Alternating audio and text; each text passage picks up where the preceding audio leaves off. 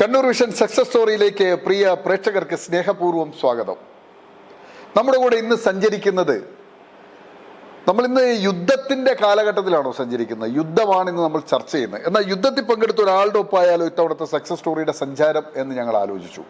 അങ്ങനെ ഞങ്ങൾ 37 വർഷം ഇന്ത്യൻ നാവികസേനയിൽ സേവനമനുഷ്ഠിച്ച രാഷ്ട്രപതിയുടെ അതിവിശിഷ്ട സേവാ മെഡലിന് അർഹനായ റിയർ അഡ്മിറൽ കെ മോഹനൊപ്പമാണ് ഇന്നത്തെ സഞ്ചാരം. അപ്പോൾ യുദ്ധകാലമായതുകൊണ്ട് ഒരു ഭാഗത്ത് റഷ്യ യുക്രൈൻ യുദ്ധം, മറുഭാഗത്ത് ഇറാൻ ഇസ്രായേൽ യുദ്ധം, അങ്ങനെ യുദ്ധങ്ങളുടെ ഒരു കാലം. നാട്ടിൽ മുഴുവൻ ചർച്ച അതാണ്. അപ്പോൾ യുദ്ധത്തിൽ പങ്കെടുത്ത ഒരാളോടൊപ്പം സഞ്ചരിച്ചാൽ എങ്ങനെ ഉണ്ടാകും? കെ മോഹൻ എന്ന് പറയുമ്പോൾ നമ്മളൊക്കെ സാധാരണ കരയിലാണ് ജീവിക്കുക. ജീവിതത്തിൻ്റെ 3 പതിറ്റാണ്ട് കാലം കടലിൽ ജീവിച്ച കെ മോഹനൻ അദ്ദേഹത്തിൻ്റെ ജീവിതാനുഭവങ്ങളിലൂടെ സഞ്ചരിക്കേണ്ടത്. അതിനേക്കാളൊക്കെ ഉപരി ഒരു 1/4 നൂറ്റാണ്ട് മുമ്പ് നമ്മുടെ കണ്ണൂരിലെ കൂടാളി ഹൈസ്കൂളിൻ്റെ ഗ്രൗണ്ടിൽ ഒരു ഹെലികോപ്റ്ററിൽ വന്നിറങ്ങിയ ഒരു കഥയുണ്ട്. നാട്ടുകാർ അന്തം വിട്ടുപോയി. ഇപ്പം ഹെലികോപ്റ്ററൊക്കെ പല സ്ഥലത്തും ലാൻഡ് ചെയ്യുന്നുണ്ട്. പക്ഷേ 25 വർഷം മുമ്പ് കൂടാളി എന്ന കൊച്ചു ഗ്രാമത്തിലെ ഒരു ഗ്രൗണ്ടിലേക്ക് പെട്ടെന്ന് ഒരു ഹെലികോപ്റ്റർ വന്നിറങ്ങുക. ആ ദേശക്കാരനായ ഒരാൾ ആ ഹെലികോപ്റ്ററിൽ നിന്ന് ഇറങ്ങുക. ഒരു വിവാഹത്തിൽ പങ്കെടുക്കാൻ വന്നതാണ്. ഗോവയിൽ നിന്ന് കൊച്ചിയിലേക്കുള്ള യാത്രക്കിടയിൽ അങ്ങനെ കൂടാളിക്കാരെ അമ്പരപ്പിച്ചു വന്നിറങ്ങിയ ആ വ്യക്തിയാണ് ശ്രീ കെ മോഹനൻ. മോഹനെ കുറിച്ച് കൂടുതൽ ഞാൻ പറയുന്നതിന് പകരം അദ്ദേഹത്തിലൂടെ സഞ്ചരിച്ച് അദ്ദേഹത്തെ ആഴത്തിൽ നമുക്കറിയാം. പ്രേക്ഷകർക്കും ഒപ്പം കെ മോഹനും സക്സസ് സ്റ്റോറിയിലേക്ക് സ്വാഗതം. ശ്രീ മോഹൻ സാർ, നമുക്ക് ഞങ്ങൾ ഇത്തരം സക്സസ് സ്റ്റോറിയിലൂടെ പോകുന്നത് സാധാരണക്കാരായ മനുഷ്യർക്ക് ഇത്തരത്തിലുള്ള നിങ്ങളെപ്പോലുള്ള അതിവിശിഷ്ട എന്ന് പറഞ്ഞാൽ മലബാറിൽ നിന്നുള്ള അതിവിശിഷ്ട സേവാ മെഡല് രാഷ്ട്രപതിയിൽ കരസ്ഥമാക്കിയ ഒരാളാണ് താങ്കൾ. ആദ്യം കരസ്ഥമാക്കിയ ഒരാൾ. അപ്പോൾ താങ്കളെക്കുറിച്ച് ഒന്ന് അറിയുക എന്നുള്ളതാണ്. അപ്പോൾ ആദ്യം താങ്കളെ അറിയണമെങ്കിൽ താങ്കളുടെ ജന്മഗേഹം അന്വേഷിച്ചൊന്ന് പോകണ്ടേ? എവിടെയാണ് താങ്കൾ ജനിച്ചത്? ഞാൻ ശരിക്കും ജനിച്ചത് കോഴിക്കോട് ഡിസ്ട്രിക്റ്റിലെ നാദാപുരത്തിൻ്റെ അടുത്തുള്ള ഇരിങ്ങണ്ണൂർ എന്ന ഒരു തറവാട്ടിലാണ്. ഇരിങ്ങണ്ണൂർ എന്ന ആ തറവാട്ടിൽ മാതാപിതാക്കൾ? ഇരിങ്ങണ്ണൂർ ഞങ്ങളുടെ തറവാട്ടിൻ്റെ പേര് കീഴ്പള്ളി എന്നായിരുന്നു. അച്ഛൻ വില്ലേജ് ഓഫീസറാണ്. അച്ഛൻ കൂടാളിയായിരുന്നു. അച്ഛൻ്റെ പേര് കെ ടി കുഞ്ഞനന്ദൻ നമ്പ്യാർ. കുഞ്ഞനന്ദൻ നമ്പ്യാർ കൂടാളിക്കാരനായിരുന്നു. അത് കൂടാളിക്കാരനായിരുന്നു. മാരി ചെയ്തത് ഇരിങ്ങണ്ണൂർ. അമ്മ? അപ്പോൾ അമ്മ എന്താ പറയണ്ടേ, എല്ലാ കൊല്ലവും പോവും. പിന്നെ ഇങ്ങനെ പ്രസവാവശ്യങ്ങൾക്കൊക്കെ പോവും. അങ്ങനെയാണ് ഞാൻ ഇരിങ്ങണ്ണൂർ ജനിക്കുന്നത്. നിങ്ങൾ എത്ര മക്കളായിരുന്നു? ഞങ്ങള് 5 പേരാണ്. അപ്പൊ പ്രസവിക്കാൻ മാത്രമാണോ അമ്മ അങ്ങ് പോക്കുള്ളൂ? ഇല്ല, എല്ലാ വർഷവും ഞങ്ങൾ പോവും. അവിടുന്ന് ആൾക്കാരൊക്കെ കാണും. ആ സമയത്ത് ഞാൻ പോയ സമയത്തായിരുന്നു എൻ്റെ പ്രസവം ഉണ്ടായിരുന്നു. ഞങ്ങളെ തറവാടെന്ന് പറഞ്ഞാൽ ഒരു മുമ്പത്തെ ഒരു പ്രതാപമുള്ള ഒരു തറവാടായിരുന്നു. കടത്തനാട്ട് മാധവേമ ഞങ്ങൾ കേട്ടിട്ടുണ്ടാവും. കടത്തനാടൻ ഫാമിലി എല്ലാവരും അറിയുന്ന കേരളത്തിന്റെ ചരിത്രത്തിന്റെ മാധവിയമ്മ എൻ്റെ വല്യമ്മയാണ്. അമ്മയുടെ ഒരു അടുത്ത മക്കളാണ്. അതുകൂടാതെ കെ നമ്പ്യാർ, അദ്ദേഹം ഡിഫൻസ് സെക്രട്ടറി ആയിരുന്നു. പിന്നെ അത് കഴിഞ്ഞ് അദ്ദേഹം മദ്രാസിൻ്റെ ചീഫ് സെക്രട്ടറി ആയിരുന്നു. അതെൻ്റെ അമ്മാവനാണ്. അവരൊക്കെ ഉള്ള ആ ബാക്ക്ഗ്രൗണ്ടിലാണ് ഞാൻ ജനിക്കുന്നത്. ജനിച്ചു വളർന്നത്. എത്ര മക്കളായിരുന്നു നിങ്ങളുടെ അച്ഛനും അമ്മക്കും? ഞങ്ങൾ 5. നിങ്ങൾ എത്രാമത്തെ ആളാണ്? ഞാൻ 2ാമത്തെ ആളാണ്. ബാക്കിയുള്ളവരൊക്കെ? എൻ്റെ മൂത്തത് കേണൽ രാമകൃഷ്ണൻ, ഏട്ടൻ ആർമിയിലാണ്. ഞാൻ നേവിയിലാണ്, പറക്കുന്നുണ്ട്. അപ്പോൾ ആർമി, നേവി, എയർഫോഴ്സ് 3 എത്ര പെൺകുട്ടികളും എത്ര ആൺകുട്ടികളും? പിന്നെ 3 പെൺകുട്ടികൾ. 3 പെൺകുട്ടികളും 2 ആണും.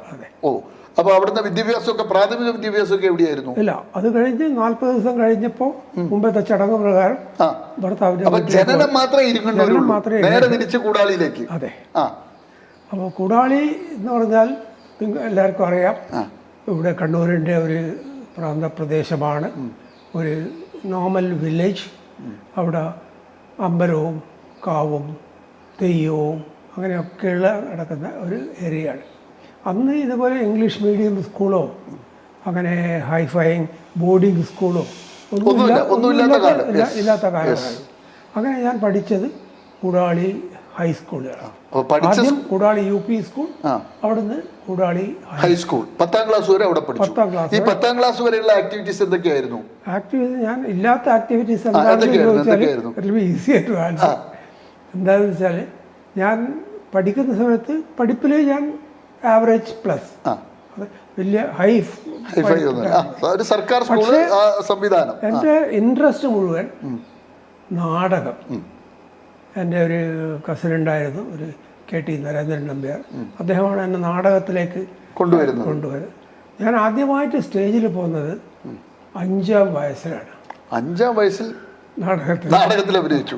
അപ്പോൾ 1-ാം ക്ലാസ്സിൽ പഠിക്കുമ്പോൾ 1-ാം ക്ലാസ് പഠിക്കുന്നതിന് അതിനു മുമ്പേ ഉണ്ടായിരുന്നു ഒരു ഓട്ടം തുള്ളൽ എന്നെ പഠിപ്പിച്ചത്. മറ്റേ കുഞ്ചൻ നമ്പ്യാരുടെ നായർ വിഷൻ എന്ന് പറഞ്ഞു വരുമ്പോൾ അതൊക്കെ അത് ഞാൻ സ്കൂളിൽ ചേരുന്നതിന് മുമ്പേ ആയിരുന്നു. അത് കഴിഞ്ഞിട്ട് 1-ാം ക്ലാസ്സിൽ പഠിക്കുമ്പോഴാണ് ഈ ഒരു മണ്ണും പെണ്ണും എന്ന് പറഞ്ഞ ഉറൂബിൻ്റെ ഒരു നാടകം ഉണ്ടായത്. അതിൽ എന്നെ ഒരു പുലയച്ചക്കനായിട്ട് അതിൽ അഭിനയിപ്പിച്ചു. നല്ല പ്രശംസയൊക്കെ കിട്ടിയ ഒരു നാടകമായിരുന്നു. അതാണ് അഭിനയമായിരുന്നു ചെറുപ്പത്തിൽ. അതെ, വലിയ താല്പര്യമായിരുന്നു അതിനോട്, വലിയ താല്പര്യമായിരുന്നു.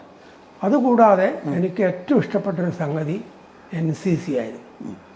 അവിടെ NCC ആർമി വിങ്ങാണ് കൂടാളി ഉണ്ടായിരുന്നത്. അതിന് പിന്നീട് ചെറിയൊരു കഥയുണ്ട്, ഞാൻ പറയണം. എന്താണെന്ന് വെച്ചാൽ എനിക്ക് NCCയിൽ ചേരണം എന്നുള്ള വളരെ വലിയ ആഗ്രഹമുണ്ടായിരുന്നു. ഞാൻ സെലക്ഷന് പോയപ്പോൾ എനിക്ക് സെലക്ഷൻ കിട്ടിയില്ല. അതൊരു വല്ലാത്തൊരു ഡിസപ്പോയിൻമെൻ്റ് ആയിരുന്നു. അത് കാരണം എന്താണെന്ന് വെച്ചാൽ എനിക്ക് ഹൈറ്റ് കുറവാണ്, വെയിറ്റ് ഒന്നും വലിയൊരു ഇതൊന്നുമില്ല. അപ്പോൾ അങ്ങനെയാണ് ഹൈറ്റും വെയിറ്റും ഇല്ല. അതുകൊണ്ട് എന്നെ റിജക്റ്റ് ചെയ്തു ആദ്യത്തെ ഫസ്റ്റ് അറ്റംപ്റ്റ്. പക്ഷേ എൻ്റെ മനസ്സിലുള്ളത് ഞാൻ NCCയിൽ ചേർന്നിരിക്കും പറഞ്ഞിട്ട് അവിടെ സ്കൂളിൽ എല്ലാ ആഴ്ചയിൽ 2 ദിവസം NCC parade training, weapon training, പല ക്ലാസ്സസും അതുമൊക്കെ ഉണ്ടാവും. ഇതൊക്കെ നടക്കുന്ന സമയത്ത് ഞാൻ ആ പരേഡ് ഗ്രൗണ്ടിൻ്റെ സൈഡിലുണ്ടാവും. കേഡറ്റ്സ് ഇങ്ങനെ മാർച്ച് ചെയ്യുന്നുണ്ട് ട്രൂപ്പായിട്ട്. അപ്പോൾ ഞാൻ അതിൻ്റെ പരേഡ് ഗ്രൗണ്ടിൻ്റെ സൈഡിൽ നിന്നിട്ട് മാർച്ച് ചെയ്യും. അവർ വെപ്പൺ ട്രെയിനിങ് പഠിക്കുന്ന സമയത്ത് ഞാൻ അതുപോലെ തന്നെ നിലത്ത് കിടന്ന് ഒരു മട്ടലെടുത്തിട്ട് തോക്കൊക്കെ ആക്കി അങ്ങനെ കഴിഞ്ഞു. ഒരു ഓൾമോസ്റ്റ് ഒരു 1.5-2 മാസം. ആ സമയത്ത് നമ്മുടെ NCCയിൽ ഉണ്ടായിരുന്ന 2 കുട്ടികൾ വേറെ ഏതോ സ്കൂളിൽ ട്രാൻസ്ഫർ ആയിട്ട് വാങ്ങിയിട്ട് പോയി. അങ്ങനെ 2 വേക്കൻസി വന്നു. അപ്പോൾ നമ്മുടെ NCC ഓഫീസറും നമ്മുടെ ഇൻസ്ട്രക്ടേഴ്സൊക്കെ കാണുന്നുണ്ട് എൻ്റെ ഈ ആക്ടിവിറ്റി. ഇയാളൊരു നല്ലൊരു കാൻഡിഡേറ്റ് ആകുന്നത്. അടുത്ത ആ 2 സെലക്ഷനിൽ ഒരു ഇത് എനക്കാണ് കിട്ടിയത്. പിന്നെ NCC എന്ന് പിന്നെ ചേർന്നതിന് ശേഷം പിന്നെ പിന്നോട്ട് തിരിഞ്ഞ് നോക്കിയിട്ടില്ല. റൈറ്റ് ത്രൂ ആ NCC എന്നുള്ള. പിന്നെ എൻ്റെ ഒരു മോട്ടീവ് ഫാക്ടർ ഉണ്ടായിരുന്നു, ഒരു മേജർ KTVN നമ്പ്യാർ.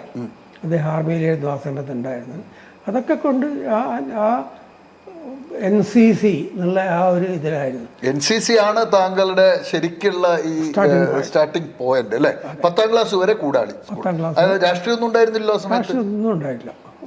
വേറെ കുലുമാലും പരിപാടിയൊന്നുമില്ല. നാടകം NCC. പിന്നെ വേറെ എന്തെങ്കിലും ആക്ടിവിറ്റീസ് ഉണ്ടായിരുന്നു? I was member of the social service league. അതിൻ്റെ ഇതുണ്ടായിരുന്നു. ഞങ്ങൾ മട്ടന്നൂർ ഹൈസ്കൂളിൽ ഒരു ഫുട്ബോൾ ഗ്രൗണ്ടൊക്കെ ഉണ്ടാക്കിയിട്ടുണ്ട്. അങ്ങനെ സാമൂഹ്യ പ്രവർത്തന രംഗത്തും ഉണ്ടായിരുന്നു. അതിലൊക്കെ ഞാനൊക്കെ ക്ലബ് ക്യാമ്പിൻ്റെ മെമ്പറായിരുന്നു. നമ്മുടെയൊക്കെ കൈകൊണ്ടാണ് കൈക്കോട്ടൊക്കെ എടുത്തിട്ട് ആ ഗ്രൗണ്ടൊക്കെ ഉണ്ടാക്കിയത്. ഈ 3 ആക്ടിവിറ്റീസാണ്. 10ാം ക്ലാസ്സിന് ശേഷം പിന്നെ പഠനം എങ്ങോട്ടായിരുന്നു? 10ാം ക്ലാസ്സിന് ശേഷം പിന്നെ എനിക്ക് കോളേജിൽ പോകാൻ വേണ്ടിയിട്ട് അന്ന് ഇപ്പോഴത്തെ പോലെ പല ഡിഗ്രി ഒന്നുമില്ല. BA, BCom, BSc. അപ്പോൾ ഞാൻ കാലിക്കറ്റ് ഗുരുവായൂരപ്പൻ കോളേജിൽ അവിടെ പോയിട്ട് ചേർന്നു. പ്രീ ഡിഗ്രി അല്ലേ അന്ന് എടുക്കുന്നത്? അന്ന് പ്രീ ഡിഗ്രി ആയിരുന്നു. അപ്പോൾ അത് അന്ന് ഞാനുള്ള സമയത്ത് പ്രീ യൂണിവേഴ്സിറ്റിയാണ് 1 കൊല്ലം. പിന്നെ ഡിഗ്രി 4 കൊല്ലമായിട്ട് അങ്ങനെയുള്ള സംവിധാനം. പ്രീ ഡിഗ്രി ഇല്ല അന്ന് പ്രീ ഡിഗ്രി ഞാൻ വിട്ടതിൻ്റെ നെക്സ്റ്റ് ഇയറാണ് പ്രീ ഡിഗ്രി സ്റ്റാർട്ട് ചെയ്തത്. അപ്പോൾ ഞാൻ അതിൽ കോളേജിൽ ചേർന്നു. ആ സമയത്ത് തന്നെ NCC എൻ്റെ ബ്ലഡിലുണ്ടല്ലോ. അപ്പോൾ ഐ വാണ്ടഡ് ടു ജോയിൻ. അപ്പോൾ അവിടെ നോക്കുമ്പം കുടാളിയെക്കാട്ടും വളരെ ഓപ്പർച്യൂണിറ്റി ഉണ്ട്. എന്നുവെച്ചാൽ ഇവിടെ army wing NCC, rifles NCC, naval wing NCC, പിന്നെ ഗേൾസ് വിങ്ങും ഉണ്ടായിരുന്നു. അതൊരു വേറെ സൈഡ് അട്രാക്ഷനാണ്. പക്ഷെ അതുകൊണ്ട് അത് ചേരാൻ പറ്റില്ല. അതുകൊണ്ട് ഞാനങ്ങനെ അന്ന് സെലക്ട് ചെയ്തു. I will go to the naval wing. അങ്ങനെയാണ് നേവിയിലേക്ക് വരുന്നത്.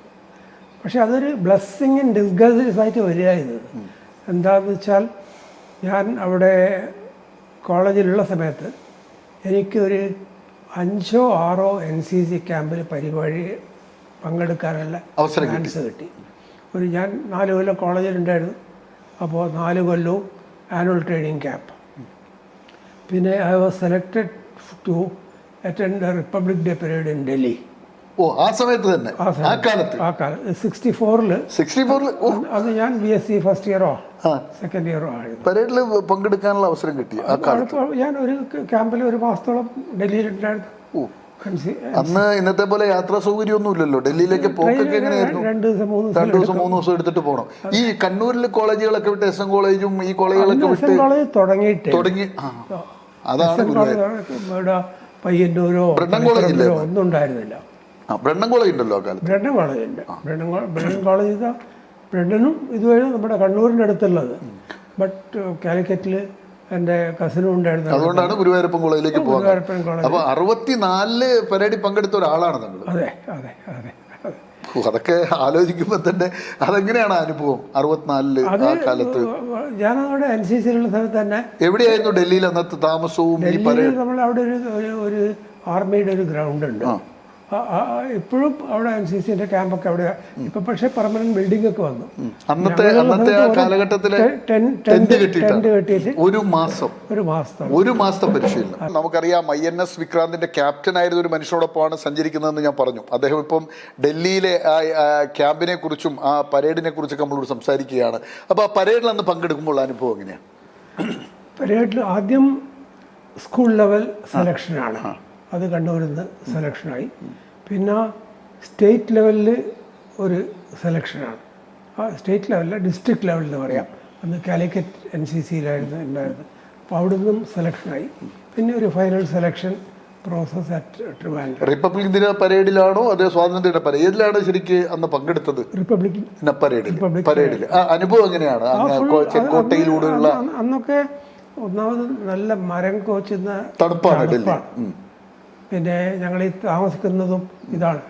അപ്പോൾ കുളിക്കുക എന്നൊക്കെ പറഞ്ഞാൽ വലിയൊരു പ്രശ്നമാണ്. ചൂടുവെള്ളം കിട്ടില്ല. നമ്മൾ അത്രയും കാഡറ്റ്സ് ഉണ്ട്. പിന്നെ മറ്റുള്ളവരൊക്കെ. കേരളത്തിൽ നിന്ന് എത്ര പേരുണ്ടായിരുന്നു അന്ന്? കേരളത്തിൽ നിന്ന് ഞങ്ങളൊരു 5 പേരോ 6 പേരായിട്ടുണ്ടായിരുന്നു. അപ്പൊ മറ്റ് സ്റ്റേറ്റുകാരാണ് കൂടെ ഉള്ളത്? എല്ലാ സ്റ്റേറ്റും ഈക്വലി റെപ്രസെന്റഡ്. അല്ല, അപ്പൊ അവരൊക്കെയായിട്ടുള്ള കമ്മ്യൂണിക്കേഷൻ എങ്ങനെ ഉണ്ടായിരുന്നു അന്ന്? പല state I was quite confident about English. അപ്പോഴത്തേക്കും നല്ല ഇംഗ്ലീഷ് തറവായി. ഇന്ന് നമ്മളെ ഇവിടുന്ന് ഡിഗ്രി കഴിഞ്ഞ പിള്ളേർക്ക് പോലും ഇംഗ്ലീഷ് പറയാൻ ഭയങ്കര ബുദ്ധിമുട്ടാണ് കേരളത്തിലെ റെഗുലർ കോളേജുകളിൽ നിന്ന് ഇംഗ്ലീഷ് PG കഴിഞ്ഞ ഡിഗ്രി കഴിഞ്ഞ കുട്ടികൾക്കും PG കഴിഞ്ഞവർ പോലും സ്മൂത്തായിട്ട് ഇംഗ്ലീഷ് പറയാൻ ബുദ്ധിമുട്ടുന്ന ഒരു കാലമാണ്. ഞാൻ ഒരു കാര്യം കൂടി പറയാൻ ആഗ്രഹിക്കുന്നത്, ഞാൻ just go back to Kudali high school. Kudali തന്നെ ഞാൻ പറഞ്ഞില്ലേ, ഒരു വില്ലേജ് സ്കൂളാണ്. Not English medium, not boarding school. അങ്ങനെയുള്ള ഒരു ബാക്ക്ഗ്രൗണ്ടിൽ പഠിച്ചിട്ട് if I can come to this place today, there is something which I have achieved. അതിന് I am proud of that. ഇന്നും കുടാളിയുള്ള ആൾക്കാരൊക്കെ they are looking up to me. അതിൽ എൻ്റെ പ്രധാനപ്പെട്ട കുറേ മാഷന്മാരുണ്ടായിരുന്നു. ഒന്ന് ഭക്തകവി P. കുഞ്ഞിരാമൻ നായർ. അദ്ദേഹം എൻ്റെ അധ്യാപകനായിരുന്നു. പിന്നെ നരേന്ദ്രൻ നമ്പ്യാർ, കുഞ്ഞിക്കിളപ്പൻ നമ്പ്യാർ, മാധവ മാഷ്, അങ്ങനെ കുറേ ആൾക്കാർ എനിക്ക് എടുത്തു പറയാറുണ്ട്. പിന്നെ കൂടാളിക്കുള്ള ഒരു പ്രത്യേകത എന്താണെന്ന് വെച്ചാൽ, നമ്മൾ ആ സമയത്തൊക്കെയാണ് ഈ വിദ്യാർത്ഥി സമരവും മറ്റേ സമരങ്ങളൊക്കെ വിദ്യാലയത്തിലേക്ക് പോകാൻ തുടങ്ങിയത്. പക്ഷെ കൂടാളി ഹൈസ്കൂളിന് അങ്ങനെയുള്ള ഡിസ്ട്രാക്ഷൻസ് ഒന്നും ഉണ്ടായിരുന്നില്ല. എല്ലാം മാഷന്മാർ പറഞ്ഞു ഇങ്ങനെയാണ് ചെയ്യേണ്ടതെന്ന് പറഞ്ഞാൽ അതുപോലെ നമ്മൾ അധ്യാപകരെ അനുസരിക്കുന്ന വിദ്യാർത്ഥികളായിരുന്നു ആ കാലഘട്ടത്തിൽ. അതുകൊണ്ട് നമ്മുടെ കൂടാളി ഹൈസ്കൂളിൽ കണ്ണൂരിൽ നിന്ന് പോയിട്ട് എനിക്കറിയാം ഒരു 10-20 കുട്ടികൾ കണ്ണൂരിൽ നിന്ന് പോയിട്ട് ദിവസം കൂടാളി പോയിട്ട് പഠിച്ചിട്ട് തിരിച്ചു വന്നിട്ടുണ്ട്. ഈ അവിടുത്തെ ഈ പരേഡിൽ പങ്കെടുത്ത് തിരിച്ചു വരുന്നു. പിന്നെ എങ്ങോട്ടാണ്? പിന്നെ ഈ കോളേജ് ജീവിതം കഴിയുന്നതിന് മുമ്പ് സർവീസ് കയറുന്നുണ്ടോ? ഇല്ല, ഞാൻ പറയാം. ഞാൻ കോളേജിലുള്ള സമയത്ത് ഞാൻ NCC part B, NCC part C എന്നുള്ള പ്രധാനപ്പെട്ട കടമ്പകളുണ്ട്. എന്താണ് ഈ ബിയും സിയും ഒക്കെ? അതൊക്കെ ആർമീനെ പറ്റിയും നേവിയെ പറ്റിയും ഏതാണെന്ന് വെച്ചാൽ അതിനെ പറ്റിയുള്ള നോളജാണ്. നോളജ് നേടുക. പിന്നെ കുറെ ജനറൽ നോളജ്, വിവിധ സേനയെ കുറിച്ചുള്ള വെപ്പൺ ട്രെയിനിങ്, പരേഡ് ട്രെയിനിങ്. അപ്പൊ കോളേജ് കാലഘട്ടത്തിൽ ഇത് പഠിക്കുന്നുണ്ട്. അതെ, ഈ ആയുധങ്ങളൊക്കെ ഉപയോഗിക്കാൻ പഠിച്ചു. അതെ അതെ. ഓ റൈറ്റ്. അന്നൊക്കെ ഞങ്ങളൊക്കെ ബ്ലൈൻഡ് ഫോൾഡ് ചെയ്തിട്ട് ഞങ്ങളോട് വെടിയൊക്കെ നമ്മൾ വെപ്പൺ മുഴുവൻ അഴിച്ചെടുക്കാൻ പറയും, 50 കഷ്ണാക്കിയിട്ട്. എന്നിട്ട് നമ്മൾ രണ്ടാമത് റീഅസംബ്ലി. അന്നൊക്കെ ഇതുണ്ട് .303 നമ്മുടെ സ്റ്റേഷനിലൊക്കെ 7.62. ഈ 303 എന്ന് പറഞ്ഞ ഒരാളുടെ നീളമുള്ള തോക്കല്ലേ, കത്തിയൊക്കെ നല്ല വെയിറ്റ് ഉണ്ട്. അല്ല, ഒരു കത്തി ഉണ്ടാവില്ല അതിന്റെ തുമ്പത്ത്. അതാ അന്ന് പോലീസ് സ്റ്റേഷന്റെ മുന്നിൽ പാറാവ് നിൽക്കുന്ന പോലീസുകാർ, ഞാനൊക്കെ ഒരു 10-30 വർഷം മുമ്പ് വാർത്തയെടുക്കാൻ വേണ്ടി സ്റ്റേഷനിൽ ചെല്ലുമ്പോൾ സ്റ്റേഷന്റെ മുന്നിൽ ഈ പാറാവ് നിൽക്കുന്ന പോലീസുകാരുടെ കയ്യിൽ ഈ തോക്കുണ്ടാവും, കത്തിമുന ഇങ്ങനെ നിൽക്കുന്ന ആ തോക്കാണല്ലോ 303. പിന്നെ അതൊക്കെയാണ് അവിടുത്തെ ഉള്ള ട്രെയിനിങ്. പിന്നെ പരേഡ് ട്രെയിനിങ് അതൊക്കെ. പ്രത്യേകിച്ച് ഞാൻ ഡൽഹിയിൽ പോയിട്ട് വന്ന സമയത്ത് എൻ്റെ ഒരു ഉസ്താദ് ഉണ്ടായിരുന്നു, ഞങ്ങൾ ഒരു സർദാർജിയാണ്. ടഫ് എന്ന് പറഞ്ഞാൽ ടഫ് ടു ദ കോർ. എന്തെങ്കിലും ഒരു കണ്ണ് അനങ്ങിപ്പോയിട്ടുണ്ടെങ്കിൽ പിടിക്കും. 4 റൗണ്ട് പരേഡ് ഗ്രൗണ്ട്. പണിഷ്മെന്റ് കുറെ കിട്ടിയിട്ടുണ്ടോ? ഒരുപാട് കിട്ടി. എന്താണ് ഏറ്റവും കൂടിയ പണിഷ്മെന്റ് എന്താ കിട്ടിയത്? അല്ല, കൂടിയത് എന്ന് പറഞ്ഞാൽ ഇത് തന്നെ, നമ്മുടെ basically running around the parade ground. എത്ര റൗണ്ട് വരെയൊക്കെ അന്ന് തരുന്നത്? 100 റൗണ്ടെല്ലാം അതിന് കണക്കൊന്നുമില്ല. അപ്പോൾ എപ്പോഴാണ് സർവീസിൽ കയറുന്നത്? ഈ പഠനകാലത്ത് അത് കഴിഞ്ഞ് ഞാൻ ഡിഗ്രി കംപ്ലീറ്റ് ചെയ്തു. ഡിഗ്രി കംപ്ലീറ്റ് ചെയ്തു. I was taken physics, maths and chemistry. അതായിരുന്നു എൻ്റെ സബ്ജക്റ്റ്. കംപ്ലീറ്റ് ചെയ്തു. അത് കഴിഞ്ഞ് ഡിഗ്രി കംപ്ലീറ്റ് ചെയ്തു. ഡിഗ്രി കഴിയുന്നതിന് മുമ്പേ 1-2 ഈ ഇത് പറഞ്ഞല്ലോ, റിപ്പബ്ലിക് ഡേനെ പറ്റി പറഞ്ഞു. അതുകൂടാതെ all India summer cruise exercise.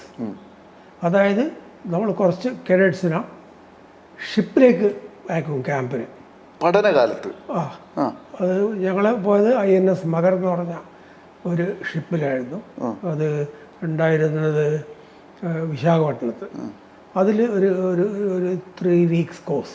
Degree പഠനകാലത്ത് വലിയ എക്സ്പീരിയൻസ്. അതെ, ആദ്യമായിട്ടാണ് ഷിപ്പിലേക്ക് പോകുന്നത്. അത് മാത്രമല്ല, ആ ക്യാമ്പിൽ that camp is suppose to be the most important camp naval വിങ്ങിനെ സംബന്ധിച്ചിടത്തോളം.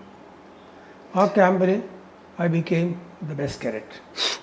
എത്ര പേരുണ്ടായിരുന്നു അതിനകത്ത് മൊത്തം?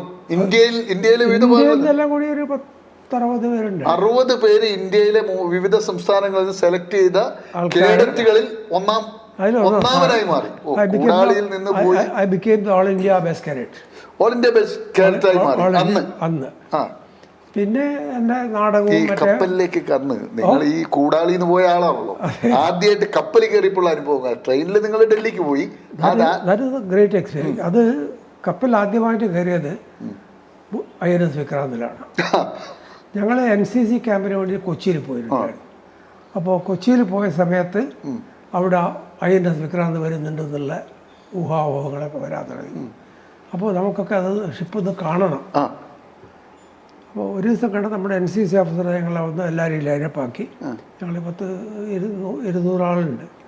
പറഞ്ഞു, ഇതിൽ നിന്ന് ഒരു സ്മാർട്ടസ്റ്റ് ആൻഡ് ബെസ്റ്റ് പെർഫോമറായിട്ടുള്ള ഒരു 15 ആളെ ഞങ്ങൾ INS വിക്രാന്തിൻ്റെ അകത്ത് കൊണ്ടുപോകും.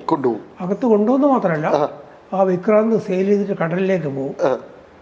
അപ്പോൾ അതിന്റെ ക്യാപ്റ്റൻ ആവുന്ന ഒരിക്കലും ഒന്നും കരുതുന്നില്ലല്ലോ. വിദ്യാർത്ഥിയുടെ മനസ്സാണ് INS വിക്രാന്ത് കാണാനുള്ള. ഒരു 17 വയസ്സുള്ള പയ്യന്റെ മനസ്സിലുണ്ടായ വികാരങ്ങൾ. അപ്പോൾ നമ്മുടെ ഷൂ എല്ലാം പോളിഷ് ചെയ്ത്, യൂണിഫോം എല്ലാം സ്റ്റാർട്ട് ചെയ്ത്, എന്നിട്ട് ഇതിൽ 15 പേരെ സെലക്ട് ചെയ്തിട്ട് ഞാനുണ്ടായിരുന്നു. അപ്പോൾ നേരെ മാർച്ച് ചെയ്ത് ഷിപ്പിൽ പോകുമ്പോൾ, ഞാൻ ഷിപ്പ് എന്നൊക്കെ പറഞ്ഞാൽ ഞാൻ എൻ്റെ മനസ്സിലുള്ള സംഗതി ഒരു ചെറിയ സാധനം. ഇത് ഭയങ്കര 750 feet ലോങ്. അതിൻ്റെ അകത്ത് തന്നെ ഒരു 10-20 മേലെ പ്ലെയിന് ഡെക്കിൻ്റെ മുകളിലൊക്കെ നിൽക്കുന്നു. 20 പ്ലെയിൻ നിൽക്കുന്ന INS വിക്രാന്തിലേക്ക് 17-ാം വയസ്സിൽ. അതെ അല്ലേ? അപ്പോൾ അവിടെ പോയി ഭാഗ്യവാനാണ്. അവിടെ പോയി ഞങ്ങൾ സെറ്റിൽ ചെയ്ത ഉടനെ ഷിപ്പ് കടലിലേക്ക് പോയി. അപ്പോൾ അങ്ങനെ നമ്മുടെ ആ ചീനവലയും മറ്റേ കനാലും ഇതൊക്കെ കഴിഞ്ഞ് കടലിൽ പോയി. കടലിൽ നിന്ന് ഒരു 10-30 കിലോമീറ്റർ ഉള്ളിലോട്ട് കടലിലേക്ക് പോയി. കടലിലേക്ക് പോയ സ്ഥലത്ത് announcement hands to flying station, അതായത് ഫ്ലൈയിങ് തുടങ്ങാൻ പോകുന്നതാണ്. അപ്പോൾ നമ്മളെയൊക്കെ ഒരു GDP എന്ന് പറഞ്ഞിട്ട് ടോപ്പിലൊരു സ്ഥലമുണ്ട്, അവിടെ കൊണ്ടുപോയി, അവിടെ നിന്നാണ് ബെസ്റ്റ് വ്യൂ കിട്ടുക. അവിടെ കൊണ്ടുപോയി ഈ പ്ലെയിൻ, അപ്പോൾ എന്താണ് പ്ലെയിനിൻ്റെ അകത്ത് നിന്ന് ആപ്പാടെ പ്ലെയിനിന് എയർക്രാഫ്റ്റ് കാരിയറിന് ഒരു 700-750 ഫീറ്റ് അടി ലെങ്ത്തുള്ളൂ. നമ്മൾ സാധാരണ ഒരു റൺവേയിൽ ഇറ്റ്സ് അബൌട്ട് 10,000 മേലെ യാർഡ്സ്, 10,000 യാർഡ്സ് റൺവേ. അപ്പോൾ അത്രയും സ്പീഡ് നിങ്ങൾക്ക് കിട്ടണമെന്നുണ്ടെങ്കിൽ യു നീഡ് സംതിങ് മോർ. അപ്പോൾ ഷിപ്പിൽ വിക്രാന്തിലുള്ളത് അന്ന് സ്റ്റീം കാറ്റപ്പൾട്ടായിരുന്നു. നമ്മുടെ പ്ലെയിൻ എഞ്ചിൻ സ്റ്റാർട്ട് ചെയ്തിട്ട് നമ്മൾ അവിടെ പോയി ഒരു 100 ഫീറ്റേ ഉള്ളൂ, ആ 120 ഫീറ്റ് അവിടെ പോയി പ്ലെയിൻ ഇങ്ങനെ എൻജിൻ ഫുൾ റൺ ചെയ്യുന്നു. പ്ലെയിനും ഷിപ്പും തമ്മിൽ ഒരു ബ്രൈഡൽ റോപ്പുണ്ട്, അത് വെച്ച് കണക്ട് ചെയ്യുന്നു. നമ്മൾ റെഡിയാകുന്ന സമയത്ത് ഒരു സല്യൂട്ട് കൊടുക്കുമ്പോൾ we are launch into the air. ആ 100 ഫീറ്റ് കൊണ്ട് നമുക്ക് എയർബോൺ ചെയ്യേണ്ട സ്പീഡ് കിട്ടി. അതെല്ലാം കാണാൻ 17 വയസ്സിന് സാധിച്ചു എന്നുള്ളതാണ്. അത് കഴിഞ്ഞു. അന്ന് 2 ടൈപ്പ് പ്ലെയിൻ ഉണ്ടായത്, സീഹോക്ക്, എലിസെ, ഈ 2 പ്ലെയിൻ ഓർമ്മയുണ്ട് കൃത്യമായിട്ട്. അപ്പോൾ അവർ ആകാശത്ത് പോയി ഓരോ ആൾക്കാരും വെപ്പൺ ആക്ച്വൽ വെപ്പൺ, അതായത് പ്ലെയിനിൽ നിന്ന് ഡൈവ് ചെയ്ത് വരുന്നു, റോക്കറ്റ് ഒരു ടാർഗറ്റ് ടോ ചെയ്തിട്ടുണ്ടാവും, അതിൻ്റെ മുകളിലേക്ക് റോക്കറ്റ് അടിക്കുന്നു, അതിൻ്റെ പിന്നെ ബോംബ് വലിയ ബോംബല്ല, ഒരു ചെറിയ 25 പൗണ്ടർ ബോംബ്, അത് നിങ്ങളുടെ ആക്യുറസി എത്രയുണ്ടെന്ന് നോക്കാൻ വേണ്ടി അതൊക്കെ ആക്കുന്നു. അതൊക്കെ കഴിഞ്ഞ് അവർ തിരിച്ചു വന്ന് ഷിപ്പിൻ്റെ മുകളിൽ ലാൻഡ് ചെയ്യുന്നു. അതിൽ ലാൻഡ് ചെയ്യാനും പ്ലെയിനിൻ്റെ ബാക്കിലൊരു ഹുക്കുണ്ട്, ഡെക്കിൻ്റെ മുകളിൽ 4 വയറുണ്ട്. ഈ നമ്മൾ കൃത്യമായിട്ട് വന്നിട്ട് ആ വയറിനെ പിടിക്കണം, അന്നേരമാണ് പ്ലെയിൻ സ്റ്റോപ്പ് ചെയ്യാൻ പറ്റുള്ളൂ. ഒരു 110 ഫീറ്റ് കൊണ്ട് പ്ലെയിൻ അബ്സല്യൂട്ട്ലി സ്റ്റോപ്പ്. ഇതൊക്കെ കണ്ട സമയത്ത് എനിക്ക് ഭയങ്കരം, അതിനു മുമ്പേ എനിക്ക് മനസ്സിൽ ആഗ്രഹം ഉണ്ടായത് ഒരു നേവി ഉദ്യോഗസ്ഥനാണെന്നുള്ളതാണ്. അന്നത്തെ ഈ ഡെമോൺസ്ട്രേഷൻ കണ്ട ഉടനെ എൻ്റെ മനസ്സിലെ ആഗ്രഹമൊക്കെ മാറി. എനിക്ക് നേവിയിലെ ഒരു പൈലറ്റാണ്. പൈലറ്റ് ആകണം.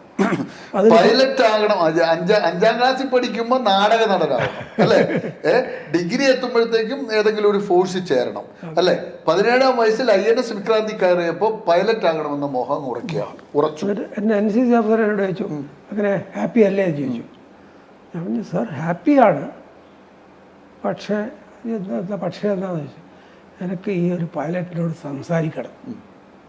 ഈ 17 വയസ്സുള്ള ഒരു, അപ്പോൾ അയാൾ ശരി എന്ന് പറഞ്ഞു. അകത്ത് പോയി ഒരു പൈലറ്റിനെ വിളിച്ച് കൊണ്ടുവന്ന്, സാർ ഈ want to talk to you. മൂപ്പർ വന്നിട്ട് just normal president how are you, മറ്റേ എന്താണ് എൻ്റെ എയിം എന്നൊക്കെ ചോദിച്ച് അതിനൊക്കെ ഉത്തരമൊക്കെ കൊടുത്തു. Now you are happy? ഞാൻ പറഞ്ഞു, സാർ ഹാപ്പിയാണ്, പക്ഷേ എന്തായി പക്ഷേ എനിക്കൊന്ന് പൈലറ്റിനെ തൊടണം. അപ്പോൾ അയാളപ്പോൾ ഷെയ്ക്കാൻ തന്നു, പിന്നെ എന്നിട്ട് കൈയൊന്നും ഇങ്ങനെ നീട്ടി തന്നു. ഞാൻ ഇവിടെ തൊട്ടു. അത് ഞാൻ തീരുമാനിച്ചതാണ്, ഇനി ഞാൻ പൈലറ്റായിട്ട് തിരിച്ച് 17ാം വയസ്സിൽ INS വിക്രാന്തി കയറി തിരിച്ചു വന്നു. അതിനുശേഷമാണ് വിശാഖപട്ടണത്ത് പോകുന്നത്. അതിന് മുമ്പെയാണ് വിശാഖപട്ടണത്ത് പോയത്. അപ്പോൾ this was the last of the college days, final year ആണെന്ന് തോന്നുന്നുണ്ട്. അത് കഴിഞ്ഞ് ഈ അനുഭവമൊക്കെ കഴിഞ്ഞതിന് ശേഷം ആഫ്റ്റർ എനിക്ക് ഗ്രാജുവേഷനായി, degree, I was a physics graduate. Degree കഴിഞ്ഞു. അവിടെ വീട്ടിൽ നിന്ന് വേറെ ഡയറക്ഷൻ ഒന്നും വരുന്നില്ല എന്താകണമെന്ന കാര്യത്തിൽ? അച്ഛൻ വില്ലേജ് ഓഫീസറാണ്. ഒരു സാധാരണ ഒരു വില്ലേജ് ഓഫീസറെ മനസ്സിലുണ്ടാകുക മകനൊരു സർക്കാർ ജീവനക്കാരനാകണം, ഒന്നുമില്ല തഹസീൽദാർ, അല്ലെങ്കിൽ കൂടി വന്ന ADM, അല്ലെങ്കിൽ കളക്ടർ, IAS, ഇതായിരിക്കുമല്ലോ മനസ്സിലുണ്ടാവുക. അങ്ങനെ എന്തെങ്കിലും പറഞ്ഞിട്ടുണ്ടോ? അച്ഛൻ എന്നോട് whatever you feel right. കർക്കശക്കാരനായിരുന്നു അച്ഛൻ? കർക്കശക്കാരനായിരുന്നു, പക്ഷെ എങ്കിലും എല്ലാം നമ്മുടെ ഡിസിഷന് വേണ്ടി വിട്ടു തന്നിട്ടാണ്. Because you know your potential, ഏത് ഫീൽഡിൽ പോയാലും നന്നാവും, ആ ഫീൽഡിൽ നീ പോയിക്കോളും. ഞാൻ മറ്റേ മെഡിസിൻ പഠിക്കണം, ഡോക്ടർക്ക് പഠിക്കണം എന്നോ അങ്ങനെ ഒന്നും പറയാൻ പോകുന്നില്ല. യു ജസ്റ്റ് എന്താണ് നിങ്ങളുടെ ചോയ്സ്, അതിനനുസരിച്ച് മുന്നോട്ട് പോകുക. അങ്ങനെ ഡിഗ്രി കംപ്ലീറ്റ് ചെയ്യുന്നു. പിന്നെ അടുത്ത സ്റ്റെപ്പ് എന്താണ്? പിന്നെ ഞാൻ പേപ്പറിൽ അഡ്വർടൈസ്മെന്റ് വരുന്നു, ഇങ്ങനെ നേവൽ നാവിക വൈമാനികനായിട്ട് ആൾക്കാരെ പൈലറ്റ് ആകാൻ ക്ഷണിച്ചുകൊണ്ടുള്ള പരസ്യം. നമുക്ക് ഇദ്ദേഹത്തിന്റെ ആ പൈലറ്റ് ജീവിതം എങ്ങനെയാണ്? അടുത്ത പരസ്യം കാണുന്നു. അത് നേവിയിലേക്ക് തന്നെയാണോ ആ പരസ്യം ഉള്ളത്? അതെ, അത് പരസ്യം നേവിയിൽ പൈലറ്റ് ആയിട്ടുള്ള എൻട്രിയാണ്, അല്ലാണ്ട് നോർമൽ നേവൽ ഓഫീസറിൻ്റെ എൻട്രി അല്ല, പൈലറ്റ് ആയിട്ടുള്ള സെലക്ഷൻ. അതിന് ഞാൻ അപ്ലൈ ചെയ്യുന്നു. ഞാൻ ഇപ്പോഴും ഓർക്കുന്നു, ഒരു എൻവലപ്പ് എടുത്തിട്ട് അതിൻ്റെ അകത്ത് എൻ്റെ ആപ്ലിക്കേഷൻ ഇട്ടു. അത് സ്റ്റാമ്പ് ഒട്ടിക്കുന്നതിന് കയറുന്നുണ്ടായിട്ടില്ല. അപ്പോൾ ഞാനത് ഇങ്ങനെ ലേശം തുറന്ന് പിടിച്ച് ഊതി കൊടുക്കുന്നത് ഈ എൻവലപ്പ് അങ്ങനെ പറന്നു പോയി. അപ്പോൾ എൻ്റെ ഒരു ഫ്രണ്ട് ഉണ്ടായിരുന്നു, അദ്ദേഹം പറഞ്ഞു നിങ്ങൾക്ക് സെലക്ഷൻ കിട്ടും, നിങ്ങളെ പ്ലെയിൻ ഇതാ പറഞ്ഞു. അത് കഴിഞ്ഞിട്ട് പിന്നെ എയർഫോഴ്സ് സെലക്ഷൻ എന്ന് പറഞ്ഞാൽ കുറേ ടഫാണ്. First selection mainly it was at Mysore air force selection centre. അവിടെ കാര്യമായിട്ട് ഒരു സാധാരണയുള്ള SSB ഇൻ്റർവ്യൂ, അത് കൂടാതെ ഉള്ളത് പൈലറ്റ് ആപ്റ്റിറ്റ്യൂഡ് ബാറ്ററി ടെസ്റ്റ്. അതായത് പല എക്യുപ്മെൻറ്റ്സ് നിങ്ങളുടെ കയ്യിൽ തരും, അതിൻ്റെ ക്യാരക്ടറിസ്റ്റിക്സ് പറഞ്ഞു തരും. അത് നമ്മൾ ശരിക്കും ഒരു പ്ലെയിൻ ഓടിക്കുകയാണ്. അവർ പറയും ഇത് ഇങ്ങനെ തിരിഞ്ഞാൽ. അപ്പോഴത്തേക്ക് നിങ്ങൾ എന്തെങ്കിലും പഠിച്ചിട്ടാണോ പോകുന്നത്? ടോട്ടലി നിങ്ങളുടെ ആപ്റ്റിറ്റ്യൂഡ് ടെസ്റ്റ് ചെയ്യണം. അപ്പോൾ നിങ്ങൾ ഇങ്ങനെ ടേൺ ചെയ്താൽ പ്ലെയിൻ ഇങ്ങനെ ടേൺ ചെയ്യും, നിങ്ങൾ ഇങ്ങോട്ട് തിരിച്ചാൽ ഇത് ടേൺ ചെയ്യും, പിന്നോട്ട് വലിച്ചാൽ പ്ലെയിന് മുകളിലേക്ക് പോകും, താഴോട്ടാക്കിയാൽ താഴോട്ട് പോകും. അങ്ങനെയാണ് ഇതിൻ്റെത്. അതിൻ്റെ കൂട്ടത്തിൽ ഒരു പച്ച ലൈറ്റും മഞ്ഞ ലൈറ്റും ഗ്രീൻ ബ്ലൂ എല്ലാം ലൈറ്റ് ഉണ്ടാവും. അപ്പോൾ അവർ ആ ലൈറ്റ് വന്നാൽ എന്തോ ഒരു എൻജിന് എന്തോ ഒരു കേടുണ്ടെന്നുള്ളതാണ്. അത് നിങ്ങൾ കറക്റ്റ് ചെയ്യണം. നിങ്ങൾ വേണമെന്ന് വെച്ചാൽ അതിനെ ഓഫ് ചെയ്യണം. അപ്പോൾ നമ്മൾ ഓടിക്കുന്ന തിരക്കിലാണ് ഇത് ലൈറ്റ് വരാം. അപ്പോൾ ലൈറ്റ് ഓഫ് ചെയ്ത് പിന്നെയും കണ്ടുകൊണ്ടെങ്കിൽ ആദ്യത്തെ ആപ്ലിക്കന്റ് നിങ്ങളായിരുന്നു അന്ന്? ഒരാളും കൂടി ഉണ്ടായിരുന്നു. അദ്ദേഹത്തിന് കിട്ടിയായിരുന്നോ? He was in air force helicopter pilot ആയിരുന്നു. ഇതെന്നെ ഒരു കസിനാണ്. നിങ്ങൾ രണ്ടുപേരും ഒരുമിച്ചാണോ അപേക്ഷ കൊടുത്തത്? അല്ല, he joined about 1 year before me. അപ്പോൾ അത് കഴിഞ്ഞിട്ട് അപ്പോൾ പൈലറ്റ് ആപ്റ്റിറ്റ്യൂഡ് ബാറ്ററി ടെസ്റ്റ് ഞാൻ കംപ്ലീറ്റ് ക്ലിയർ ആയി. പിന്നെ അത് കഴിഞ്ഞിട്ട് ടഫ് മെഡിക്കൽ ടെസ്റ്റാണ്. സാധാരണയുള്ള എയർഫോഴ്സിനോ നേവിക്കോ ഉള്ളത് മാത്രമല്ല, അതിനെക്കാട്ടും എന്താണ് ഈ ടഫ്? അതിനപ്പുറമുള്ള ടഫ് മെഡിക്കൽ ടെസ്റ്റ് എന്താണ്? നിങ്ങളെ hearing has to be tops, നിങ്ങളെ eyesight has to be tops, നിങ്ങളെ ഹാർട്ട് മറ്റേ റിലേറ്റഡ് ഇത് നിങ്ങളുടെ ശരീരത്തിന്റെ എല്ലാ പാർട്സും കാര്യക്ഷമമാണെന്ന് ഉറപ്പുവരുത്തിയിട്ട് സെലക്ഷൻ കിട്ടി. അത് ആ മെഡിക്കൽ ഉണ്ടായിരുന്നത് ബാംഗ്ലൂരിൽ. അപ്പോൾ മെഡിക്കലും കഴിഞ്ഞു. എവിടെയാണ് ഫസ്റ്റ് പരിശീലന കേന്ദ്രം തുടങ്ങുന്നത്? മൈസൂർ തന്നെയാണോ? അല്ല, first training was at a place called Bidar, Muhammadabad Bidar. എവിടെയാണ് സ്ഥലം? അത് കർണാടകയിൽ. ആണെങ്കിലും അത് ഹൈദരാബാദിൽ നിന്ന് വളരെ അടുത്താണ്. ആന്ധ്രക്കും കർണാടകയുടെ ബോർഡറിൽ. അവിടെ എത്ര കാലം പരിശീലനം വേണ്ടി വന്നു? അവിടെ 6 months ട്രെയിനിങ്. 6 months ട്രെയിനിങ് എന്ന് പറഞ്ഞാൽ അതിൽ നിങ്ങൾ ആദ്യം ഇൻസ്ട്രക്ടർ കൂടെ പറക്കും, അവരെല്ലാം പഠിപ്പിച്ചു തരും. പിന്നെ ഇൻസ്ട്രക്ടർ പ്ലെയിനിൻ്റെ അകത്ത് തന്നെ ഇരിക്കും, എല്ലാം നിങ്ങളോട് ചെയ്തോളാൻ പറയും. വല്ല അപകട സ്ഥിതിയിൽ പോയിട്ടുണ്ടെങ്കിൽ അദ്ദേഹം ടേക്ക് ഓവർ ചെയ്യണം. അങ്ങനെ പൈലറ്റ് പണി കൃത്യമായിട്ട് പഠിച്ചു. എത്ര കാലം കൊണ്ട് പഠിച്ചു? 6 മാസത്തിനിടക്ക് ഒരു 4 മാസം കഴിഞ്ഞപ്പോൾ എനിക്ക് സ്വന്തമായിട്ട് എപ്പോഴാണ് ഈ സാധനം ഓടിക്കാൻ തുടങ്ങിയത്? ഒരു 4 മാസം കഴിഞ്ഞ്. ഏത് തരത്തിലുള്ള വിമാനമാണ് ആദ്യം ഓടിക്കാൻ തുടങ്ങിയത്? HT2 എന്ന് പറയുന്നത്. അത് എന്തിനു വേണ്ടി ഉപയോഗിക്കുന്നതാണ്? ഹിന്ദുസ്ഥാൻ ട്രെയിനർ 2. അത് എന്തിനു വേണ്ടിട്ട് ഉപയോഗിക്കുന്നത്? ട്രെയിനിങ്ങിന് വേണ്ടി മാത്രം. അത് ഒറ്റക്ക് എങ്ങനെ, ഏത് ഡിസ്റ്റൻസിൽ, എങ്ങനെ? അത് ഈ എയറിൽ നടക്കുന്ന കാര്യമാണ്. ഡിസ്റ്റൻസ് ഒന്നും കൃത്യമായി പറയാൻ പറ്റില്ല. Flown about 60 hours total. അതിൽ കുറെ ഡ്യൂവലാണ്. എത്ര മണിക്കൂർ ഫ്ലൈ ചെയ്തു ഫസ്റ്റ് ട്രിപ്പ്? ആ ബിദാറിൽ അല്ല, സാധാരണ ഓരോ സോർട്ടിയും it will be about 1 hour 1.5 hour അങ്ങനെയുള്ള ഇതായിട്ട് പരിശീലനം നടത്തി. എല്ലാം കൂടി ഒരു 60ഓളം മണിക്കൂർ പറന്നിട്ടുണ്ട്. 60 മണിക്കൂർ പറന്നിട്ടാണ് ഒരു പൂർണ്ണ പൈലറ്റ് ആയിട്ട് രംഗത്ത് വരുന്നത്. പൂർണ്ണ പൈലറ്റ് ആയിട്ടില്ല. 60 മണിക്കൂർ കൊണ്ടായിട്ടില്ല. എത്ര മണിക്കൂർ ഫ്ലൈ ചെയ്താലാണ് പൂർണ്ണ പൈലറ്റ് പദവിയിലേക്ക് എത്തുക? അതിനൊരു 200 മണിക്കൂർ വേണം. 200 മണിക്കൂർ വേണം. അപ്പോൾ ആദ്യം ഇതിൽ ഇൻസ്ട്രക്ടർ ഒന്നിച്ച് ഫ്ലൈ ചെയ്തു, ക്ലിയർഡ്. പിന്നെ നമ്മൾ തന്നെ ഫ്ലൈ ചെയ്തു, ഇൻസ്ട്രക്ടർ ആൻഡ് ക്ലിയർഡ്. അത് കഴിഞ്ഞിട്ട് അവിടുത്തെ ഇടക്കിടക്ക് പരാജയപ്പെടുന്ന പ്രശ്നമൊന്നുമില്ല. ഫസ്റ്റ് അറ്റംപ്റ്റിൽ തന്നെ എല്ലാം വിജയിക്കുന്നുണ്ടോ? ഫസ്റ്റ് അറ്റംപ്റ്റിൽ തന്നെ എല്ലാം വിജയിക്കുന്നു. ഒരുവിധം എല്ലാം വിജയിച്ചിട്ടുണ്ട്. കൈയിന്റെ ഉള്ളിൽ അടങ്ങിയിട്ടുണ്ട്. എപ്പോഴെങ്കിലും കയ്യിൽ നിന്ന് പോയിട്ടുണ്ടോ? അടങ്ങാത്ത എന്തെങ്കിലും, വളയാത്ത എന്തെങ്കിലും, മെരുങ്ങാത്ത എന്തെങ്കിലും? വിക്രാന്തിലെ ഫ്ലൈക്ക് അതിനെ പറ്റി പറയാം. അപ്പോൾ അത് കഴിഞ്ഞിട്ട് ഞങ്ങൾ another 6 months training at place called Jodhpur. ജോധ്പൂരുള്ളത് ഒരു ഹാർവേഡ് T6G എന്ന് പറഞ്ഞിട്ടുള്ളൊരു പ്ലെയിനാണ്. ട്രെയിനുകൾ തന്നെ, പക്ഷേ കുറേ കൂടി വലുതും വലിയ പ്ലെയിൻ, കുറേ പവർഫുള്ളും ആയിട്ടുള്ള plane. Procedure is same. Initially with instructor, കുറച്ച് 10-20 മണിക്കൂർ കഴിയുമ്പോഴേക്ക് then you fly yourself. പിന്നെ നിങ്ങൾക്ക് അത് കംപ്ലീറ്റ് ക്വാളിഫൈഡ് എന്ന് പറഞ്ഞ് വിട്ട് കഴിഞ്ഞു. ഒരു 50-60 മണിക്കൂർ.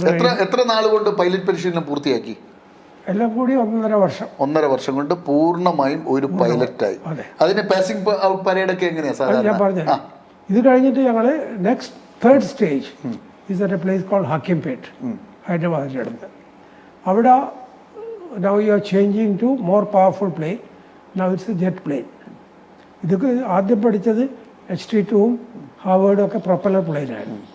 ഇതിപ്പോൾ നമ്മൾ അതിന്റെ മുന്നിൽ ഫാൻ പോലത്തെ ഒരു സാധനം അല്ലേ, പ്രൊപ്പലർ. അപ്പോൾ അത് കഴിഞ്ഞ് പിന്നെയുള്ള ജെറ്റിലേക്ക് മാറുന്നു. പിന്നെയുള്ള ഞങ്ങൾ ജെറ്റിൽ I flew a plane called Vampire. അതിൽ ഇതേപോലെ തന്നെ ട്രെയിനിങ് പ്രൊസീജിയർ ഇത് തന്നെ. ആദ്യം ഇൻസ്ട്രക്ടർ ഉണ്ട്, പിന്നെ നമ്മളായിട്ട് അതിൻ്റെ ട്രെയിനിങ് കൂടി കഴിഞ്ഞ്, അതായത് 1.5 വർഷം കഴിഞ്ഞിട്ട് they fully clear you for independence. ജെറ്റും കൂടി ഫ്ലൈ ചെയ്തതിന് ശേഷമാണ് ഇൻഡിപെൻഡന്റ് ആയിട്ടുള്ള അവസ്ഥയിലേക്ക് വരുന്നത്. അപ്പോൾ നിങ്ങൾ അവിടെ പാസിംഗ് ഔട്ട് പരേഡ് ഉണ്ട്. That will be a combined passing out parade. എയർഫോഴ്സിലുള്ളവരും നേവിയിലുള്ളവരും പിന്നെ ചില ഫോറിൻ കാഡറ്റ്സും ഒക്കെ ഉണ്ട്. നമ്മൾ ഒരു പാസിംഗ് ഔട്ട്, എൻ്റെ പാസിംഗ് ഔട്ട് പരേഡിന് എൻ്റെ chief guest was air chief marshal Arjun Singh. അദ്ദേഹം ഇത് പൈലറ്റ്സ് വിങ്സ് ഉണ്ട്, അത് നമ്മുടെ യൂണിഫോമിനെ മുകളിൽ കുത്തിയിട്ടാണ് അങ്ങനെ പൈലറ്റായി മാറി. പൈലറ്റായി എത്രാമത്തെ വയസ്സിൽ പൈലറ്റായി? ഒരു 21. പൈലറ്റായി. പൈലറ്റിൽ നിന്ന് എപ്പോഴാണ് ക്യാപ്റ്റനിലേക്ക് മാറുന്നത്? ഇല്ല, അതിന് കുറേ സമയമുണ്ട്. അല്ല, നമുക്ക് സമയപരിമിതി ഉള്ളത് കൊണ്ട് ഞാൻ പറയാം. ക്യാപ്റ്റൻ ആയതിനു ശേഷം, ഈ പൈലറ്റ് ആയതിനു ശേഷം ഏതെങ്കിലും പ്രത്യേകിച്ച് ഏതെങ്കിലും ടാസ്കിൽ പങ്കെടുത്തിട്ടുണ്ടോ? ഇല്ല. അത് കഴിഞ്ഞിട്ട് ഞങ്ങൾ പിന്നെ ഇത് കഴിഞ്ഞ് കഴിഞ്ഞാൽ ഈ 3 ഫേസ് ഓഫ് ട്രെയിനിങ്ങും എയർഫോഴ്സിൻ്റെ അടിയിലായിരുന്നു. പിന്നെ ഞങ്ങളുടെ നേവൽ ട്രെയിനിങ് സ്റ്റാർട്ട് ചെയ്തത്. അതായത് പൈലറ്റ് ആയതിനു ശേഷമാണ് പിന്നെ ഇതിനകത്തേക്ക് പോകുന്നത്. നേവിയിലേക്കുള്ള ട്രെയിനിങ് എയർഫോഴ്സിന്റെ ആണ് അതുവരെ നടന്നത്. അതുവരെ എയർഫോഴ്സ്. ഇത് രണ്ട് ക്ലബ് ചെയ്തിട്ടാണോ? അല്ല, എയർഫോഴ്സിന്റെ ഫ്ലൈയിങ് അധികവും 90% കരയുടെ മുകളിലെ കൂടിയാണ്. നമ്മുടേത് 90% ക്ലബ് ചെയ്തുകൊണ്ടാണ് നിങ്ങൾ പോവുക. നമ്മൾ കടലിൽ നേരെ കടലിലേക്ക് വരുന്നു. കരയിലെ പണി നിർത്തി പിന്നെ കടലിലേക്ക്. ആദ്യത്തെ ഒരു വർഷം 1.5 വർഷം ഞങ്ങൾ ഷോർ ബേസ്ഡ് ആയിട്ട് ഷോറിൽ നിന്ന് ടേക്ക് ഓഫ് ചെയ്യും, കറങ്ങി അടിച്ച് കടലിന്റെ മുകളിൽ പറക്കും, ലാൻഡ് ചെയ്ത് നേരെ ഷിപ്പിൽ ലാൻഡ് ചെയ്യും. അല്ല, ഇവിടെ കരക്ക് വന്നിട്ടില്ല. ഈ ഷിപ്പിലേക്ക് ലാൻഡിങ്ങും പരിപാടിയൊക്കെ ഹാപ്പൻ ഇൻ 69. അതായത് ഒരു 22 ഇയേഴ്സ് ആയിട്ടുണ്ടാവും. അത് INS വിക്രാന്തിൽ അതിന് ലാൻഡിങ്ങിനും അതിനും കുറേ ട്രെയിനിങ് ഉണ്ട്. നിങ്ങളെ ലാൻഡിങ് അല്ല, ഈ പൈലറ്റ് പരിശീലനം നേടിയ ഉടൻ തന്നെ INS വിക്രാന്തിലേക്ക് വന്നോ? ശരിക്കും അല്ല, ഉടനെ അല്ല, ഒരു 1 year കഴിഞ്ഞിട്ട്. Because they do all the training of how to land in the plane. അത് INS-ലേക്കാണ് വരുന്നത്. INS-ലേക്ക് വരാനുള്ള പ്രിപ്പറേഷൻ തുടങ്ങി. അത് കഴിഞ്ഞ് then one day you are launched alone with maybe your co-passengers.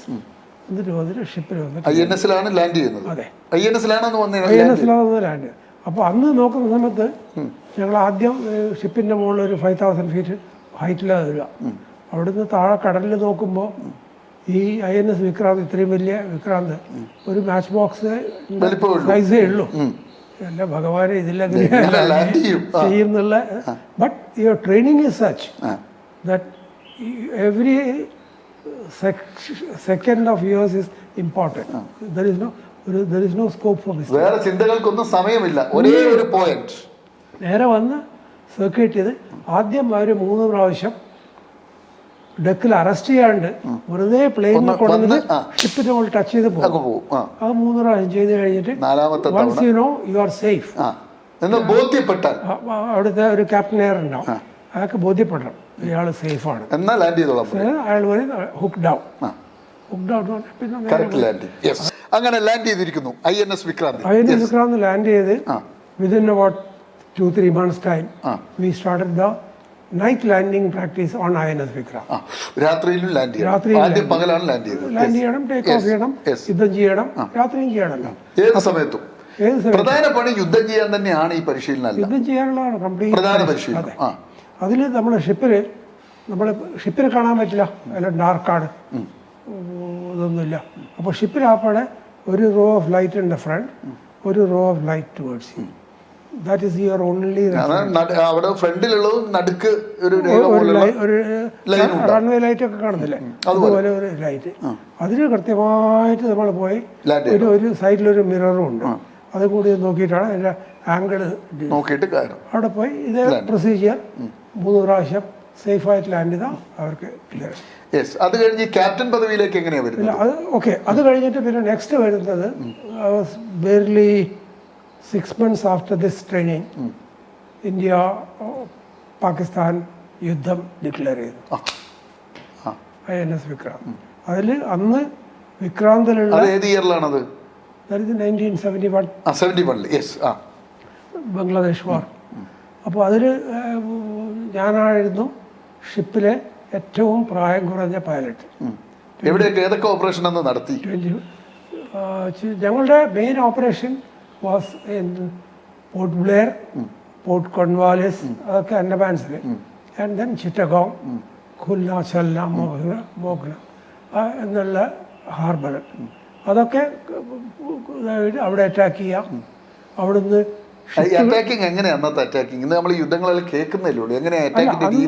ഇതുപോലെ ഇപ്പോഴുള്ള പോലെയുള്ള ലോങ് ഡിസ്റ്റൻസ് മിസൈൽസ് ഒന്നും. അപ്പൊ എന്താണ് നിങ്ങൾ അന്ന് എന്താണ് ചെയ്തുകൊണ്ടിരുന്നത്? നമ്മൾ ചെയ്ത് search, locate and bomb. Bomb എന്ന് പറഞ്ഞാൽ അവരുടെ അതിനൊരു പ്രോട്ടോക്കോളുണ്ട്. ആദ്യം അവരോട് പറയും, നിങ്ങൾ ഷിപ്പ് ഇവിടെ എസ്കേപ്പ് ചെയ്യാൻ പാടില്ല, നിങ്ങൾ നിർത്തൂ. നിർത്തിയിട്ടില്ലെങ്കിൽ അവർ ഒരു വാർണിംഗ് ഷോട്ട് കൊടുക്കും. അവരോട് പറയും ഇപ്പം നിർത്തുമെന്ന് പറയും. അന്നേരം നിർത്തിയിട്ടില്ല പോകുന്നുണ്ടെന്നുണ്ടെങ്കിൽ നേരെ ഓൺ ടു ദ ഷിപ്പ്. അല്ല, നിങ്ങൾ പ്രധാനമായിട്ടും ബോംബ് ചെയ്യുന്നത് ഏതാണ്? കരയിലാണോ കടലിലാണോ? കടലിൽ ഓടുന്ന ഷിപ്പുകളാണ്. അവിടെയാണ് നിങ്ങൾ അറ്റാക്ക് ചെയ്യുക, കരയിൽ പോകാറില്ല. അല്ല, കരയിൽ ഇപ്പോൾ ചിറ്റഗോങ് ഹാർബറിലൊക്കെ അവിടെ ആൾക്കാരൊക്കെ ബോംബ് ചെയ്യും. അത് ഈ ഫ്ലൈറ്റിൽ പോയിട്ട് അവിടുന്ന് അത് ഓട്ടോമാറ്റിക് ആയിട്ട് എങ്ങനെയാണ് അതിന്റെ ഒരു സിസ്റ്റം? അല്ല, അത് നമ്മൾ ഒരു ഏകദേശം ഒരു 2000 feet ഹൈറ്റിൽ പോയിട്ട് നമ്മൾ ബോംബൊക്കെ ഓൾറെഡി സ്ലങ് ആണ്. നമ്മൾ നേരെ അല്ല വി ഹാവ് ടു ഡൈവ് ഒരു 30 degree ആംഗിളിൽ. ഇപ്പോൾ അതാണ് ഷിപ്പ് എന്നുണ്ടെങ്കിൽ അതിൻ്റെ ഡയറക്ഷനിൽ ലാൻഡ് ചെയ്തിട്ട് ഗൺ സൈറ്റിൽ കൃത്യമായിട്ട് ഇത് കിട്ടുന്ന സമയത്ത് you release the button. So that it goes under the gravity. ഗ്രാവിറ്റിയിലാണ് ഷിപ്പിൽ പോയി ഇടിക്കുന്നത്. യുദ്ധം ഇങ്ങനെ ചെയ്യുമ്പോൾ അവിടെ ആളപായം ഉണ്ടാവുമല്ലോ, മനുഷ്യരൊക്കെ കൊല്ലപ്പെടുന്നുണ്ടാവുമല്ലോ. അതെ, അതിനകത്ത് വേറെ ഒന്നുമില്ല. നമ്മുടെ main objective was to liberate Bangladesh. അപ്പോൾ അവിടെയുള്ള കപ്പലുകളൊന്നും പുറത്തു പോകാൻ പാടില്ല. അതായത് അവരുടെ പട്ടാളക്കാർ എസ്കേപ്പ് ചെയ്യാൻ പാടില്ല. പുറമേ നിന്ന് റാഷൻ, പെട്രോൾ, അത് ഇതൊക്കെ വരുന്നത് അത് പ്രിവെന്റ് ചെയ്യുക, ഉപരോധം ഏർപ്പെടുത്തുക, അതോടൊപ്പം തന്നെ ഇവരെ നിലക്ക് നിർത്തുകയും ചെയ്യുക. ഇത് രണ്ട് പരിപാടി. എത്ര ഓപ്പറേഷൻസ് മൊത്തം നിങ്ങളുടെ നേതൃത്വത്തിൽ യുദ്ധത്തില് ഒരു 14 ദിവസത്തെ യുദ്ധമാണ്. അതിൽ I had flawed about 37 hours യുദ്ധം ചെയ്തു. മൊത്തം 37 മണിക്കൂർ. 37 മണിക്കൂർ. എപ്പോഴെങ്കിലും ഇത് വേണ്ടാന്ന് തോന്നിയിരുന്നോ ഈ പണിയെല്ലാം എടുക്കുമ്പോൾ? ഒന്നുമില്ല. അതൊരു സ്പിരിറ്റാണ്. അത് എങ്ങനെയാണ് ആ കാഴ്ചകൾ? ഇപ്പൊ നിങ്ങൾ യുദ്ധത്തിൽ നേരിട്ട് പങ്കെടുത്ത ഒരു സാധാരണ പ്രേക്ഷകൻ, ഇത് കേൾക്കുന്നവൻ ജീവിതത്തിൽ യുദ്ധം നേരിട്ട് കാണാത്തവരാ. ഇപ്പോഴും നമ്മൾ യുദ്ധത്തിലേക്ക് ഇങ്ങനെ പക്ഷം ചേർന്ന് വലിയ വർത്തമാനമൊക്കെ പറയും, നമുക്കറിയില്ല. എക്സാമ്പിൾ, നമ്മൾ ഫസ്റ്റ് ടൈം നമ്മൾ യുദ്ധത്തിന് പോയത് first day 3rd of December നമ്മളത് ലോഞ്ച് ചെയ്തത്. നമുക്ക് അറിവുണ്ടായിരുന്നില്ല ഷോറിൽ എനിമിയുടെ എത്ര പ്ലെയിൻ ഉണ്ട്. നമ്മൾ പൊന്തി പറഞ്ഞിട്ടുണ്ടെങ്കിൽ അവരവർ റഡാറിൽ കാണും, ഞങ്ങളെ ഷൂട്ട് ചെയ്ത്. അതുകൊണ്ട് ആദ്യത്തെ ഒരു 2 ദിവസം 3 ദിവസം ഞങ്ങൾ പറന്നിരുന്നത് പ്ലെയിനിന് താഴെ കൊണ്ടുവന്നിട്ട് വെള്ളത്തിൻ്റെ മുകളിൽ നിന്ന് ഒരു ചുരുങ്ങിയത് ഒരു 10 അടി ഉയരത്തിൽ ആണ് ഞാൻ ഫ്ലൈ ചെയ്യുന്നത്. അപ്പോൾ അവർക്ക് കണ്ടുപിടിക്കാൻ പറ്റില്ല. അറ്റ് ദ സെയിം ടൈം നമ്മുടെ ഒബ്ജക്റ്റീവ് ഹൈറ്റിലേക്ക് പോയ അവർ കൃത്യം റഡാർ പിടിക്കും. അവർ കൃത്യമായി പിടിക്കും. എപ്പോഴെങ്കിലും നിങ്ങളുടെ ഫ്ലൈറ്റിന് നേരെ അറ്റാക്ക് ഉണ്ടായിട്ടുണ്ടോ? ഇല്ല, ഒരിക്കലും ഇല്ല. അത് രണ്ട് ഈ കാരണമുണ്ട്. ആദ്യത്തെ 2 ദിവസം ഞങ്ങൾ വളരെ താണു പറന്നു ഔട്ട്ഡേഷൻ. പിന്നെ ഞങ്ങൾക്ക് ഇൻ്റലിജൻസ് കിട്ടി പാകിസ്ഥാൻ എയർഫോഴ്സ് മുഴുവൻ തമർന്ന് തരിപ്പടമായിരിക്കുന്നു. അപ്പോൾ അതുകൊണ്ട് നിങ്ങൾ നൗ യു ക്യാൻ ക്ലെയിം. നമുക്കും എന്തെങ്കിലും സെർച്ച് ചെയ്തിട്ട് റഡാറിൽ കണ്ടുപിടിക്കണ ഹൈറ്റ് വേണം. ഇത് കണ്ടുപിടിക്കണേ നമുക്കും ഹൈറ്റ് പോയാലേ പറ്റുള്ളൂ. അപ്പോൾ നമ്മൾ ഹൈറ്റിൽ പോയി ഇതൊക്കെ കണ്ടുപിടിച്ച ഷിപ്പിനെ ഞാനൊരു 2-3 ഷിപ്പിനെ അറ്റാക്ക് ചെയ്തത്. ഈ എപ്പോഴെങ്കിലും പാളിപ്പോയിട്ടുണ്ടോ അറ്റാക്ക്? ഇല്ല, അറ്റാക്കെല്ലാം ഈ 37 മണിക്കൂറും എല്ലാം ഒരു ഷിപ്പ് ഞാൻ ഓർക്കുന്നുണ്ട്, മിനി ലേബർ എന്ന് പറഞ്ഞ ഒരു ഷിപ്പ്. ഏത് സീലാണ് അത്? ഏത് ഭാഗത്താണ് ശരിക്കും? ബംഗ്ലാദേശ് ചിറ്റഗോങ്ങിന്റെ ഓഫ്. അവര് ട്രൈങ് ടു എസ്കേപ്പ്. അവരോട് പറഞ്ഞു നിർത്താൻ വേണ്ടിയിട്ട്, നിർത്തിയില്ല. വാർണിംഗ് ഷോട്ട് കൊടുത്തു, എന്നിട്ട് നിർത്തിയില്ല. അറ്റാക്ക് ചെയ്യാൻ വേണ്ടി പോയ സമയത്ത് ഡക്കിന്റെ മുകളിൽ ആ ഷിപ്പിലുള്ളൊരു 10-15 പേര് ഷർട്ടൊക്കെ അഴിച്ച് ബനിയനൊക്കെ അഴിച്ചിട്ട് ബനിയന് വെള്ളക്കൊടിയായിട്ട് വീശുന്നുണ്ട്. അപ്പോൾ നമ്മുടെ ആ human thing also, my aim is not to sink the ship. അത് വേറെ ഓപ്പറേഷൻ ഒന്നും അല്ല എന്ന് മനസ്സിലായി. അപ്പോൾ what I did is I told എൻ്റെ വിക്രാന്തനോട് പറഞ്ഞു ഇങ്ങനെയാണെന്നുള്ളത്. So I am diverting the attack. അപ്പോൾ instead of hitting the ship I hit about 15 feet short of the ship. അപ്പോൾ ബോംബ് വീഴുകയും ചെയ്തു, ഷിപ്പ് അതിനോടുകൂടി നിൽക്കുകയും ചെയ്തു. വേറെ ആളെ ഭയം ഉണ്ടായി. 15 പേര് ബനിയനും വൈറ്റ് ഇങ്ങനെ ഉയർത്തി കാണിക്കുന്നത് കൊണ്ട് അവരൊക്കെ ഒരപകടം ഉണ്ടായിട്ടില്ല. അതാണ് ജീവിതത്തിൽ 37 മണിക്കൂർ യുദ്ധമാണ് ഏറ്റവും പ്രധാനപ്പെട്ട ഒരു ഓപ്പറേഷൻ. പിന്നെ അത് കൂടാതെ അന്ന് ഇതുണ്ടായിരുന്നു, അമേരിക്കയുടെ 7th ഫ്ലീറ്റ്. അവർ നമ്മുടെ യുദ്ധത്തിൽ മിംഗ്ലിയും എന്നൊക്കെ പറഞ്ഞിട്ട് കമ്മിങ് ഫ്രം സിംഗപ്പൂർ അവിടുന്ന് വരുന്നതായിരുന്നു.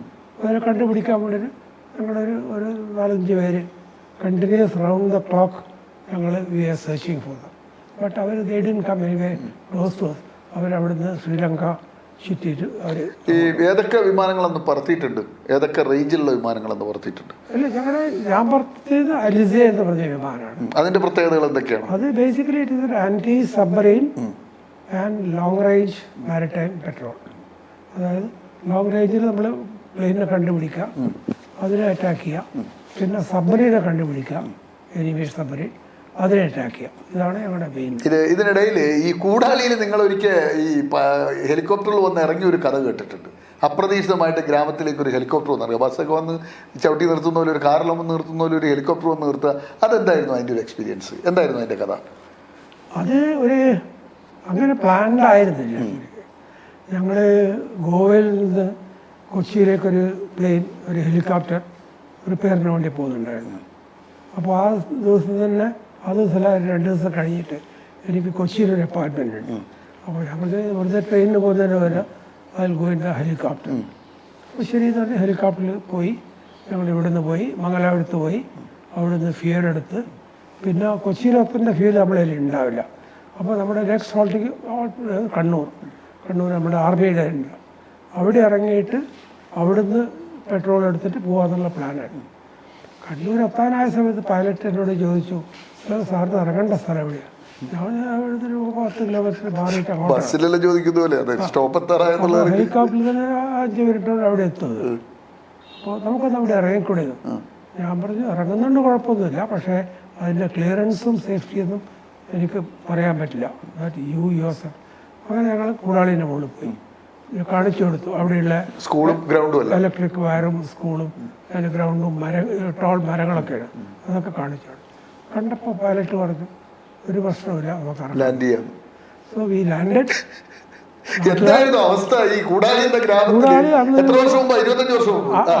ഇന്നിപ്പം നമ്മൾ ഇവിടെ ഇസ്രായേലിലൊക്കെ ബോംബിടുന്ന അവർക്ക് എന്നാണ് പ്ലെയിനിന് കേട് വന്നിട്ടാണോ, അല്ല നമ്മൾ വേറെ ആവശ്യത്തിനാണോ, ഇത് നേവിൻ്റെതാണോ, അപ്പോൾ എല്ലാവരും കൺഫ്യൂഷനാണ്. ഞാൻ എല്ലാവരോടും പറഞ്ഞു നിങ്ങളൊന്ന് മാറി നിൽക്ക്, പ്ലെയിനെ ടച്ച് ചെയ്യാൻ പാടില്ല. ആൻഡ് ദെൻ അപ്പോൾ ഞാനങ്ങനെ അവിടെ ഇരുന്ന് ഞാൻ ഇറങ്ങി ഉടനെ പൈലറ്റിനോട് പറഞ്ഞ് പൊന്തിക്കൊന്നു സ്ഥലം വിട്ടോ പറഞ്ഞല്ലേ. ഈ ക്യാപ്റ്റൻ പദവിയിൽ ഇപ്പൊ ഷിപ്പില് ക്യാപ്റ്റൻ പദവിയിൽ വരുമ്പോൾ എന്തൊക്കെ വർക്കാണ് ചെയ്യുക? കപ്പലെപ്പോഴെങ്കിലും ഓടിക്കുക, അങ്ങനെ ആ വർക്കിലേക്ക് വരും. ഞാൻ ഒരു 6-7 ഷിപ്പിൽ ഞാൻ സെർവ് ചെയ്തിരുന്നു. എന്തൊക്കെയാണ് അവിടുത്തെ റോൾ? എന്താണ് കപ്പലിൽ? അവിടെ ബേസിക്കലി ഞാൻ അധികവും ഗണ്ണറി ഓഫീസറായിട്ട്. എന്താണ് ആ ഓഫീസറുടെ പണി? എന്താണ്? ഷിപ്പിന്റെ ഗൺസിനെ കൺട്രോൾ ചെയ്യുക, അതിനെ കറക്റ്റ് ടാർഗറ്റിലേക്ക് എയിം ചെയ്ത് ഫയർ ചെയ്ത് ആ ഷിപ്പിനെ നശിപ്പിക്കുക, അല്ലെങ്കിൽ ആ ഷോറിനെ നശിപ്പിക്കുക. അതായിരുന്നു ആദ്യത്തെ 2-3 ഷിപ്പ്. അല്ലെ, പൈലറ്റിന്റെ ജോലി പോലെ തന്നെ ഷിപ്പിൽ അതിനെ നിയന്ത്രിക്കുന്ന ജോലിയിലേക്ക് വന്നിട്ടുണ്ട്. അത് നമുക്ക് ബേസിക് ട്രെയിനിങ് ഉണ്ട്. അതിന് നേവിന്റെ സ്പെഷ്യൽ ട്രെയിനിങ്. അപ്പോൾ അത് കഴിഞ്ഞിട്ടാണ് നിങ്ങൾ ആ ഷിപ്പിലേക്ക് അപ്പോയിന്റ് ചെയ്യുക. ഈ രാഷ്ട്രപതിയുടെ ഈ അതിവിശിഷ്ട സേവാ മെഡൽ കിട്ടുന്നതിന്റെ ഒരു റൂട്ട് എന്താണ്? അത് എന്തിനാണ് കിട്ടിയത്? എങ്ങനെ കിട്ടി? എന്തുകൊണ്ട് കിട്ടി? അത് ഞാൻ പറഞ്ഞേക്കാം. അതിനു മുമ്പേ ഞാൻ ഷിപ്പിൽ തന്നെ ഒരു 4 ഷിപ്പിൽ ഞാൻ ക്യാപ്റ്റനായിട്ട്. ഈ ക്യാപ്റ്റന്റെ റോൾ എന്തൊക്കെയാണ് അതിനകത്ത്? കംപ്ലീറ്റ് ചുമതല. Is the CEO of the ship. അവിടെ എന്ത് ചീഫ് എക്സിക്യൂട്ടീവ് ഓഫീസറാണ്. എല്ലാം അത് അനങ്ങണമെങ്കിൽ പൂർണ്ണ ചുമതലക്കാരൻ. എല്ലാം അതിൽ എന്ത് നല്ലത് ചെയ്താലും എന്ത് മോശം ചെയ്താലും എല്ലാത്തിനും അതിന്റെ പേര് ക്രെഡിറ്റും ഡിസ്ക്രെഡിറ്റും എല്ലാം ക്യാപ്റ്റൻ. വളരെ ഉത്തരവാദിത്തമുള്ള ജോലിയാണ്. അപ്പോൾ അങ്ങനെ നിന്ന് അത് കഴിഞ്ഞിട്ട് പിന്നെ ഞാൻ assistant chief of naval staff air ആയി. I was also the flag officer naval aviation. ചുരുക്കി പറഞ്ഞാൽ നമ്മുടെ ഏതൊക്കെ പോസ്റ്റുകൾ കടന്നു? ഏതൊക്കെ പോസ്റ്റുകളിലൂടെ കടന്നുപോയി? അത് അവിടെ കാര്യമായിട്ട് 2 ഇതാണ് പ്രധാനപ്പെട്ടത്. Flag officer naval aviation, flag officer commanding Goa area. ഗോവയുടെ പൂർണ്ണ ചുമതല. പിന്നെ assistant chief of naval staff air at Delhi. അപ്പോൾ നമ്മുടെ ഇന്ത്യൻ നേവിയുടെ വിമാനങ്ങളുടെ കംപ്ലീറ്റ് ഉത്തരവാദിത്വം ഒരു കാലത്ത് താങ്കളുടെ എൻ്റെ കയ്യിലുണ്ടായിരുന്നു. അതൊരു 3-4 കൊല്ലം അത് കയ്യിലുണ്ടായിരുന്നു. നേവിയുടെ മുഴുവൻ വിമാനങ്ങളുടെയും ആ ചുമതലക്കാരനായി. സമയത്താണ് നമ്മുടെ പോഖ്റാൻ 2 വാജ്പേയിയുടെ കാലഘട്ടം അല്ലേ? പോഖ്റാൻ 2 വന്ന സമയത്ത് അവർ അമേരിക്കയും UK എന്ത് ചെയ്തു എന്ന് പറഞ്ഞാൽ നമ്മുടെ ഷിപ്പിൻ്റെ റിപ്പയറിനൊക്കെ അയക്കുന്നത് UK ആണ് കാര്യമായിട്ട്. അമേരിക്ക UK പറഞ്ഞു ഒന്നും റിപ്പയർ ചെയ്ത് കൊടുക്കാൻ പാടില്ല. നമ്മളെ കയ്യിലൊരു 15-16 ഹെലികോപ്റ്റേഴ്സ് ഉണ്ട്, ഫ്രണ്ട് ലൈൻ ഹെലികോപ്റ്റേഴ്സ്. അതിൽ ഞങ്ങളത് എല്ലാം കുറേ റിപ്പയറിന് അയച്ചതുകൊണ്ട് നമ്മളതിലൊരു 4 പ്ലെയിനായിട്ടേ പറക്കാൻ പറ്റുന്ന അവസ്ഥയിലുള്ളൂ. അതുപോലെ ഞങ്ങളെ ഫൈറ്റർ പ്ലെയിനിൽ ഒരു 18 പ്ലെയിനുള്ളതിൽ ഒരു 6 എണ്ണമായിട്ടേ പറക്കാൻ കേപ്പബിളായിട്ടുള്ളൂ. അങ്ങനെയുള്ള ഒരു സന്ദർഭം നമ്മൾ ഇത് ഇങ്ങനെ വിട്ടാൽ ശരിയാവില്ല. So we formed a task force. അവർ ദ ടാസ്ക് ഫോഴ്സ് കമാൻഡർ. ഞാൻ എന്ത് ചെയ്തു, ഇന്ത്യയിലുള്ള ഏവിയേഷൻ റിലേറ്റഡ് ഇൻഡസ്ട്രീനെ മുഴുവൻ വിളിച്ചു ഗോവയിലേക്ക്. എല്ലാവരെയും ക്രോഡീകരിച്ചു. അതും ഈവൻ ചില ജനറൽ എൻജിനീയറിങ് ആൾക്കാരെയും ക്രോഡീകരിച്ചു. പറഞ്ഞു ഇന്നതാണ് നമ്മുടെ പ്രശ്നം, അത് നമ്മൾ അമേരിക്കയും UK ഒന്നും നമ്മളെ ഹെൽപ്പ് ചെയ്യാൻ പോകുന്നില്ല. ആൻഡ് നമുക്ക് ഇൻ്റർനാഷണൽ ഫ്ലീറ്റ് റിവ്യൂ വരുന്നുണ്ട്. ഇൻ്റർനാഷണൽ ഫ്ലീറ്റ് റിവ്യൂ അതിന് നമുക്ക് മാക്സിമം പറപ്പിക്കണം. എന്നിട്ട് അവർക്ക് കാണിച്ചു കൊടുക്കണം നമുക്ക് ചെയ്യുന്നു. അത് കഴിഞ്ഞ് അവരൊക്കെ തല കഴിഞ്ഞ് പണിയെടുത്ത് ഒരു സീക്കിങ് ഹെലികോപ്റ്ററിൻ്റെ കുറേ ഗിയർ ബോക്സ് റിപ്പയറിന് പോയതുകൊണ്ട് ഇവിടെ ഗിയർ ബോക്സ് ഇല്ല. അപ്പോൾ ഞങ്ങളുടെ കയ്യിൽ കുറച്ച് പഴയ ഗിയർ ബോക്സ് ഉണ്ടായിരുന്നു. പഴയത് പറഞ്ഞാൽ serviceable but of A different model. ഞാൻ എൻ്റെ ടെക്നിക്കൽ ഓഫീസറെ വിളിച്ച് ചോദിച്ചു അതിന് ഇതിൽ ഉപയോഗിക്കാൻ പറ്റില്ല. So give you 10 days time, ഞാൻ I will give you an answer. അവർ പോയിരുന്ന് അതിനെപ്പറ്റി മുഴുവൻ പഠിച്ച് അവരെന്നോട് പറഞ്ഞു yes sir it is possible, only you have to reduce your all up weight by about 300 pounds. ഞങ്ങൾ സാരമുള്ള എടുക്കുക. അതിനെ ഫിറ്റ് ചെയ്തു, ഗ്രൗണ്ടിൽ നിന്ന് സ്റ്റാർട്ട് ചെയ്തു. അത് കഴിഞ്ഞിട്ട് അതിനെ ഹോവർ ചെയ്തു. അത് കഴിഞ്ഞിട്ട് കരക്കെ കൂടി മുകളിൽ കൂടി പറത്തു. പിന്നെ കടലിൽ അയച്ചു. പിന്നെ എന്നിട്ട് ഇൻ്റർനാഷണൽ ഫ്ലീറ്റ് റിവ്യൂ അത് ലീഡ് ചെയ്തത് ഞാനാണ്. അന്ന് ആ ലീഡ് ചെയ്ത സമയത്ത് we had something like 37 planes serviceable. അതിനാണ് എനിക്ക് ഒരു നിർണായക ഘട്ടത്തിൽ അതിശക്തമായി അത് മാത്രമല്ല, ഇത് കഴിഞ്ഞ ഉടനെ UK യും USA ഒക്കെ നമ്മുടെ സാങ്ഷനൊക്കെ വിഡ്രോ ചെയ്തു. ഞങ്ങളത് നല്ല ഇത് വിചാരിച്ചിട്ട് ഒരു നല്ലത് വിചാരിച്ചിട്ടില്ല. നമ്മൾ സ്വയം പര്യാപ്തത നമ്മൾ നേടിയെന്ന് സ്വയം മനസ്സിലായപ്പോൾ ഉണ്ടെന്ന് അവർക്ക് മനസ്സിലായി. അതിലാണ് അതിവിശിഷ്ട സേവ മെഡൽ ലഭിക്കുന്നത്. അത് മലബാറിൽ നിന്ന് ആദ്യമായിട്ട്. അതെ. ഏത് ഇയറിലാണ് സർവീസിൽ നിന്ന് വിരമിക്കുന്നത്? ഞാൻ 2004. എപ്പോഴാണ് ഇപ്പം ജീവിത പങ്കാളിയെ കണ്ടെത്തുന്ന ഏത് കാലഘട്ടത്തിലാണ്? കൂടെ ഒരാൾ വേണമല്ലോ, ഒരു കൂട്ടുകാരി വന്നിട്ടുണ്ടാവുമല്ലോ, അത് ഏത് കാലഘട്ടത്തിലാണ്? 1975. എവിടുന്നാണ്? കണ്ണൂർ കടലായി അമ്പലം. കടലായി അമ്പലത്തിന്റെ അടുത്ത്. എന്താണ് അവരുടെ പേരെന്താണ്? ജീവിത പങ്കാളിയുടെ പേര്? കുമാരി. ശരിക്കും രാംകുമാരി എന്നാണ്. രാംകുമാരി. പക്ഷെ കല്യാണം കഴിഞ്ഞ ശേഷം വെറും കുമാരി. എന്താ രാം ഒഴിവാക്കിയത്? അങ്ങനെയല്ല, അധികം നീളം വേണ്ടാന്ന് കുമാരി മോഹനൻ എന്നെല്ലാം പറയുമ്പോൾ കുറെ നീളം. ഈ എങ്ങനെയായിരുന്നു? അറേഞ്ച് മാരേജ് ആയിരുന്നു? പക്ക അറേഞ്ച്. പക്ക അറേഞ്ച് മാരേജ്. എത്ര പെണ്ണിനെ കണ്ടു മൊത്തം? ഇല്ല, I think only one before that. അത്രേ ഉള്ളൂ. ആദ്യം ഒരാളെ കണ്ടു, അയാൾ തന്നെ ഇഷ്ടപ്പെട്ടു. അത് രണ്ടാമത്തെ ആളെ ഇഷ്ടപ്പെട്ടു? രണ്ടാമത്തെ ആളെ ഇഷ്ടപ്പെട്ടു. കുട്ടികൾ എത്ര പേരുണ്ട്? കുട്ടികൾ 2 പേര്. എന്തൊക്കെയാണ് അവരുടെ പേര്? അവരെന്ത് ചെയ്യും? മൂത്തവള് Anjali. She is working in US. She is a banker now. She also acted in a Malayalam movie called Checkmate. സിനിമയിൽ അഭിനയിച്ചിട്ടുണ്ട്. ഇവിടെ കാണുന്നത്. മാരീഡാണ്? മാരീഡാണ്. കുട്ടികൾ? ഹസ്ബൻഡിന്റെ പേരെന്താണ്? ഒരു ഹസ്ബൻഡ് പേര് ശിവകുമാർ. എവിടുത്തുകാരനാണ്? അഴീക്കോട്. എത്ര കുട്ടികളുടെ അവർക്ക്? പേരക്കുട്ടി ഒരാളാണ്? അതില് ഒരു പേരക്കുട്ടി. രണ്ടാമത്തെ ആള് മാരീഡ് ആർമി ഓഫീസറാണ്. അവര് ആർമി വിട്ടു, ഇപ്പൊ ചെന്നൈയിൽ സെറ്റിൽ ചെയ്തിരിക്കുകയാണ്. Working for Murugappa groups. അപ്പോൾ അതിൽ 2 കുട്ടികൾ. പേര്? അവരുടെ ഭാര്യയുടെ പേര്? മകളുടെ പേര് അശ്വതി. വിജയകുമാർ ഇത് ഹസ്ബൻഡ്. 2 പെൺകുട്ടികളാണ്. അതെ, 2 പെൺകുട്ടികളാണ്. ഇപ്പൊ കണ്ണൂരില് ഈ INS ഇതിന് വിക്രാന്ത് എന്ന് പേരിടാൻ കാരണം എന്താ? ഈ വീട് ഈ INS വിക്രാന്തിന്റെ INS വിക്രാന്തില് ആദ്യം പൈലറ്റ് ആയിട്ടുണ്ടായിരുന്നു. പിന്നെ അത് കഴിഞ്ഞിട്ട് I was there as A gunnery officer of Vikrant. Then I was there as A captain of Vikrant. അപ്പോൾ റിട്ടയർ ചെയ്ത സമയത്ത് ജീവിതം മുഴുവൻ വിക്രാന്ത്. എത്ര വർഷമാണ് കടൽ ജീവിതം? കടൽ ജീവിതം 30 വർഷം. ഒരു 30 years. കടൽ എന്താണ്? കടലും കരയും തമ്മിലുള്ള വ്യത്യാസം? Vast of difference. എന്താണത്? കരയിൽ എല്ലാം നമുക്ക് പ്രെഡിക്റ്റ് ചെയ്യാം, what is going to happen.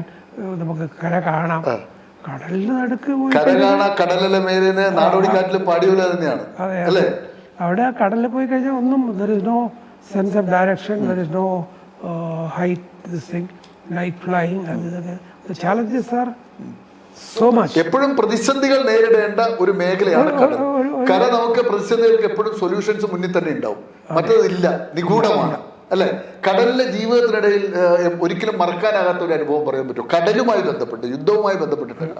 ആളുകളൊക്കെ പറയും യാത്രക്കിടയിൽ വലിയ തിമിംഗലങ്ങൾ വന്നു, അങ്ങനെയൊക്കെ പറയുന്ന കുറെ മനുഷ്യരുണ്ട്. അങ്ങനെ എന്തെങ്കിലും ഒരു incident I can talk about.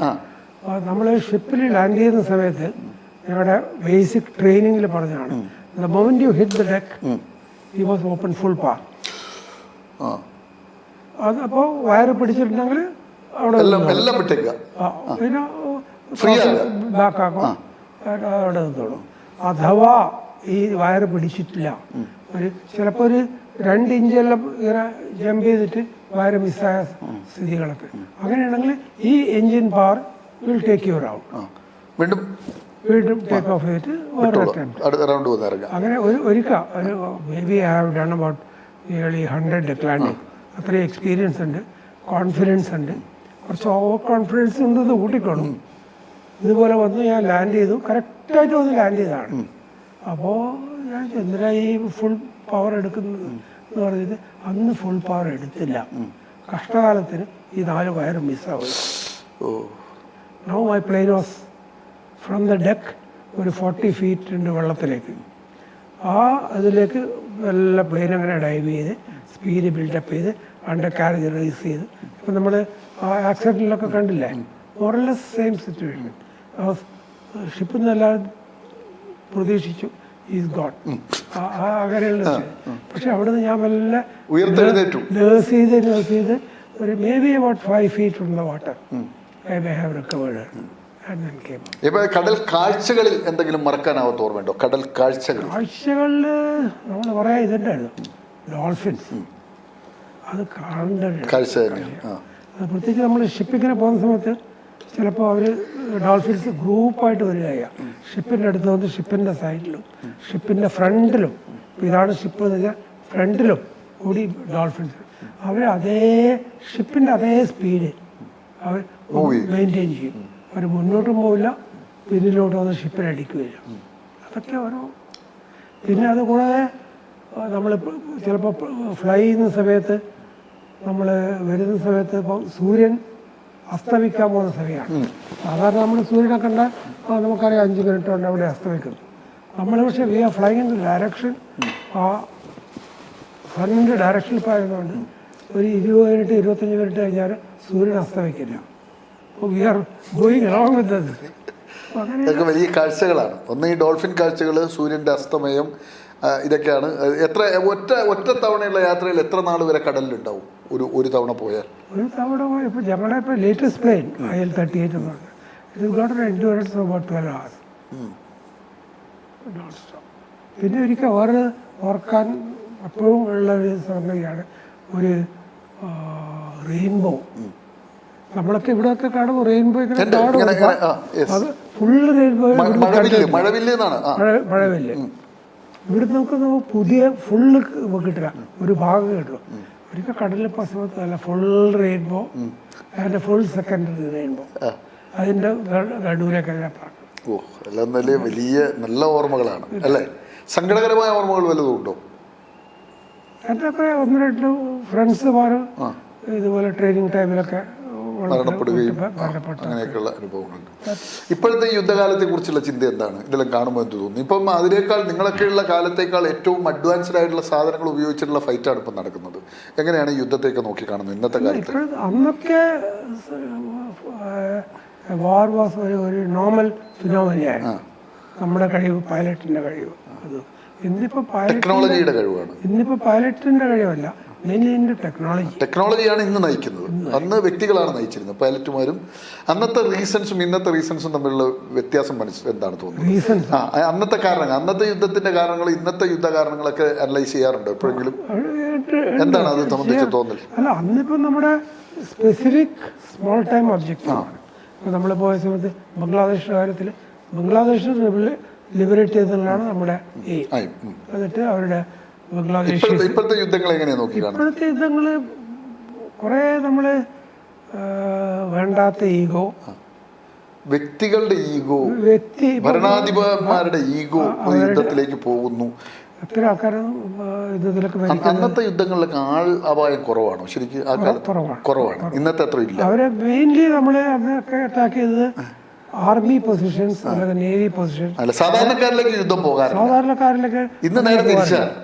അത് വല്ല കൊളാറ്ററൽ ഡാമേജ് ഉണ്ടെങ്കിൽ പോയി തരും, അല്ലെങ്കിൽ ശരിക്ക് ഡയറക്റ്റ് ഫോഴ്സ് ടു ഫോഴ്സ് ഫൈറ്റാണ്. എങ്ങനെ ജീവിതം കാണുന്നു ഒരു കൂടാളിക്കാരൻ ഇന്നത്തെ ഈ അവസ്ഥയിൽ? ഇത്രയും വലിയ പോസ്റ്റിൽ എത്തി വിരമിച്ച് വിശ്രമ ജീവിതം നയിക്കുകയാണ്. ഇപ്പം എന്തെല്ലാം ആക്ടിവിറ്റീസ്? ഇപ്പോഴും ആക്ടിവിറ്റീസ് അധികമായിട്ടുള്ളതേ ഉള്ളൂ. എന്താണ്? ഒന്ന്, ഞങ്ങളെ we have A club call PPC walkers club. PPC എന്ന് പറഞ്ഞാൽ പള്ളിക്കുന്ന് പുഴാതി ചിറക്കൽ. അപ്പോൾ നമ്മളൊരു എത്ര പേരുണ്ട് അതിനകത്ത്? നമ്മളൊരു 10-100ഓളം പേരുണ്ട്. എന്തൊക്കെയാ പ്രധാന പരിപാടികൾ? മധുകുമാറും മറ്റവരൊക്കെ നമ്മുടെ ഗ്രൂപ്പിലുള്ള ആൾക്കാരാണ്. നമ്മൾ റെഗുലറായിട്ട് നമ്മൾ നടക്കാൻ പോകും. എല്ലാവരും ഒന്നിച്ചല്ല നടക്കാം, ഓരോ ആൾ 4 ആൾ വിധത്തിൽ ഓരോ വിധത്തിലെടുക്കും. പക്ഷേ എല്ലാ മാസവും ഞങ്ങൾ we have A get together. ഒന്ന് നമ്മൾ കുറേ വർത്താനൊക്കെ പറഞ്ഞ് അത് ഇറ്റ്സ് ലൈക്ക് ഒരു എക്സ്റ്റെൻഡഡ് ഫാമിലി പോലെയാണ്. നല്ല ഒരു കൂട്ടായ്മയിലുള്ള ആൾക്കാരൊക്കെ വളരെ. ഇപ്പൊ നിങ്ങൾ രണ്ടുപേരും വീട്ടിലുള്ളൂ? വീട്ടിൽ 2 പേര്. എങ്ങനെ അപ്പൊ സുഖകരമായിട്ട് അടിച്ചു പൊളിച്ച് ജീവിക്കുന്നു? അടിച്ചു പൊളിച്ച്. ഓക്കെ, പ്രേക്ഷകരോട് എന്താണ് പറയാനുള്ളത്? 2 ആഴ്ച മുമ്പേ മകളും 2 മക്കളും ഇവിടെ വന്നിരുന്നു. അവരെപ്പോഴാ വരുത്തൊക്കെ? അവരുടെ വരവൊക്കെ വർഷത്തിൽ വരുമോ? എങ്ങനെയാണ്? അവര് സാധാരണ ഒരുപാട് ഇടയ്ക്ക് വരാറുണ്ട്, എവറി 6 months വീക്കാണ്. മറ്റവള് ചിലപ്പോ ഒരു കൊല്ലം. പിന്നെ അത് കോവിഡൊക്കെ ആയിട്ട് കുറച്ച് കാലം വരാൻ. എന്തായാലും ഹാപ്പിയാണ്. വളരെ ഹാപ്പി. നമ്മുടെ സമയം തീരുന്നു. ഒരു സിനിമ കണ്ട് ഇറങ്ങുന്ന ഒരു അനുഭൂതിയാണ്. ഒന്ന് ആലോചിച്ച് നോക്കണം, കൂടാളി എന്ന കൊച്ചു ഗ്രാമത്തിൽ നിന്ന് വളർന്ന് ഇന്ത്യയുടെ INS വിക്രാന്ത് എന്ന അഭിമാനമായ അതിൻ്റെ തലപ്പത്തൊക്കെ എത്തുക, രാഷ്ട്രപതിയുടെ അതിവിശിഷ്ട സേവാ മെഡൽ കരസ്ഥമാക്കുക, അത് മലബാറിൽ നിന്നുള്ള ആദ്യത്തെ. അതൊക്കെ ജീവിതത്തിലൊരു നമുക്ക് അറിയേണ്ടതുണ്ട്. ഒരു നിശ്ചയദാർഢ്യത്തിൻ്റെ മനുഷ്യങ്ങ് മനസ്സിലങ്ങ് ഉറപ്പിച്ചാലുണ്ടല്ലോ എത്താൻ പറ്റാത്ത ഉന്നതങ്ങളിൽ ഏത് തലത്തിലേക്ക് നമുക്ക് ഉയരാൻ പറ്റും എന്നുള്ളതിൻ്റെ ഏറ്റവും വലിയ ഉദാഹരണമാണ് നമ്മുടെ മുന്നിലിരിക്കുന്നത്. പ്രേക്ഷകരെ, അതുപോലെ തന്നെ പുതിയ തലമുറ, നമ്മുടെ യുവതലമുറയൊക്കെ ശരിക്ക് പഠിക്കേണ്ട ഒരു പാഠമുണ്ട് ഈ മനുഷ്യരിൽ. അതുകൊണ്ട് തന്നെ ഈ എപ്പിസോഡ് ഞാൻ നമ്മുടെ പുതുതലമുറയ്ക്ക്, പ്രത്യേകിച്ച് യുവതലമുറയ്ക്ക് ഒപ്പം പ്രേക്ഷകർക്കുമായി സമർപ്പിക്കുകയാണ്. പഠിക്കേണ്ടതുണ്ട്, പാഠമുണ്ട്, അത് പഠിക്കാൻ അവസരമുണ്ടാകട്ടെ എന്ന് മാത്രം പറഞ്ഞുകൊണ്ട് വിലയേറിയ സമയം ഞങ്ങൾക്ക് വേണ്ടി നൽകിയ താങ്കൾക്ക് സക്സസ് സ്റ്റോറിയുടെ നന്ദി, നമസ്കാരം. ഒപ്പം പ്രേക്ഷകർക്കും നന്ദി, നമസ്കാരം.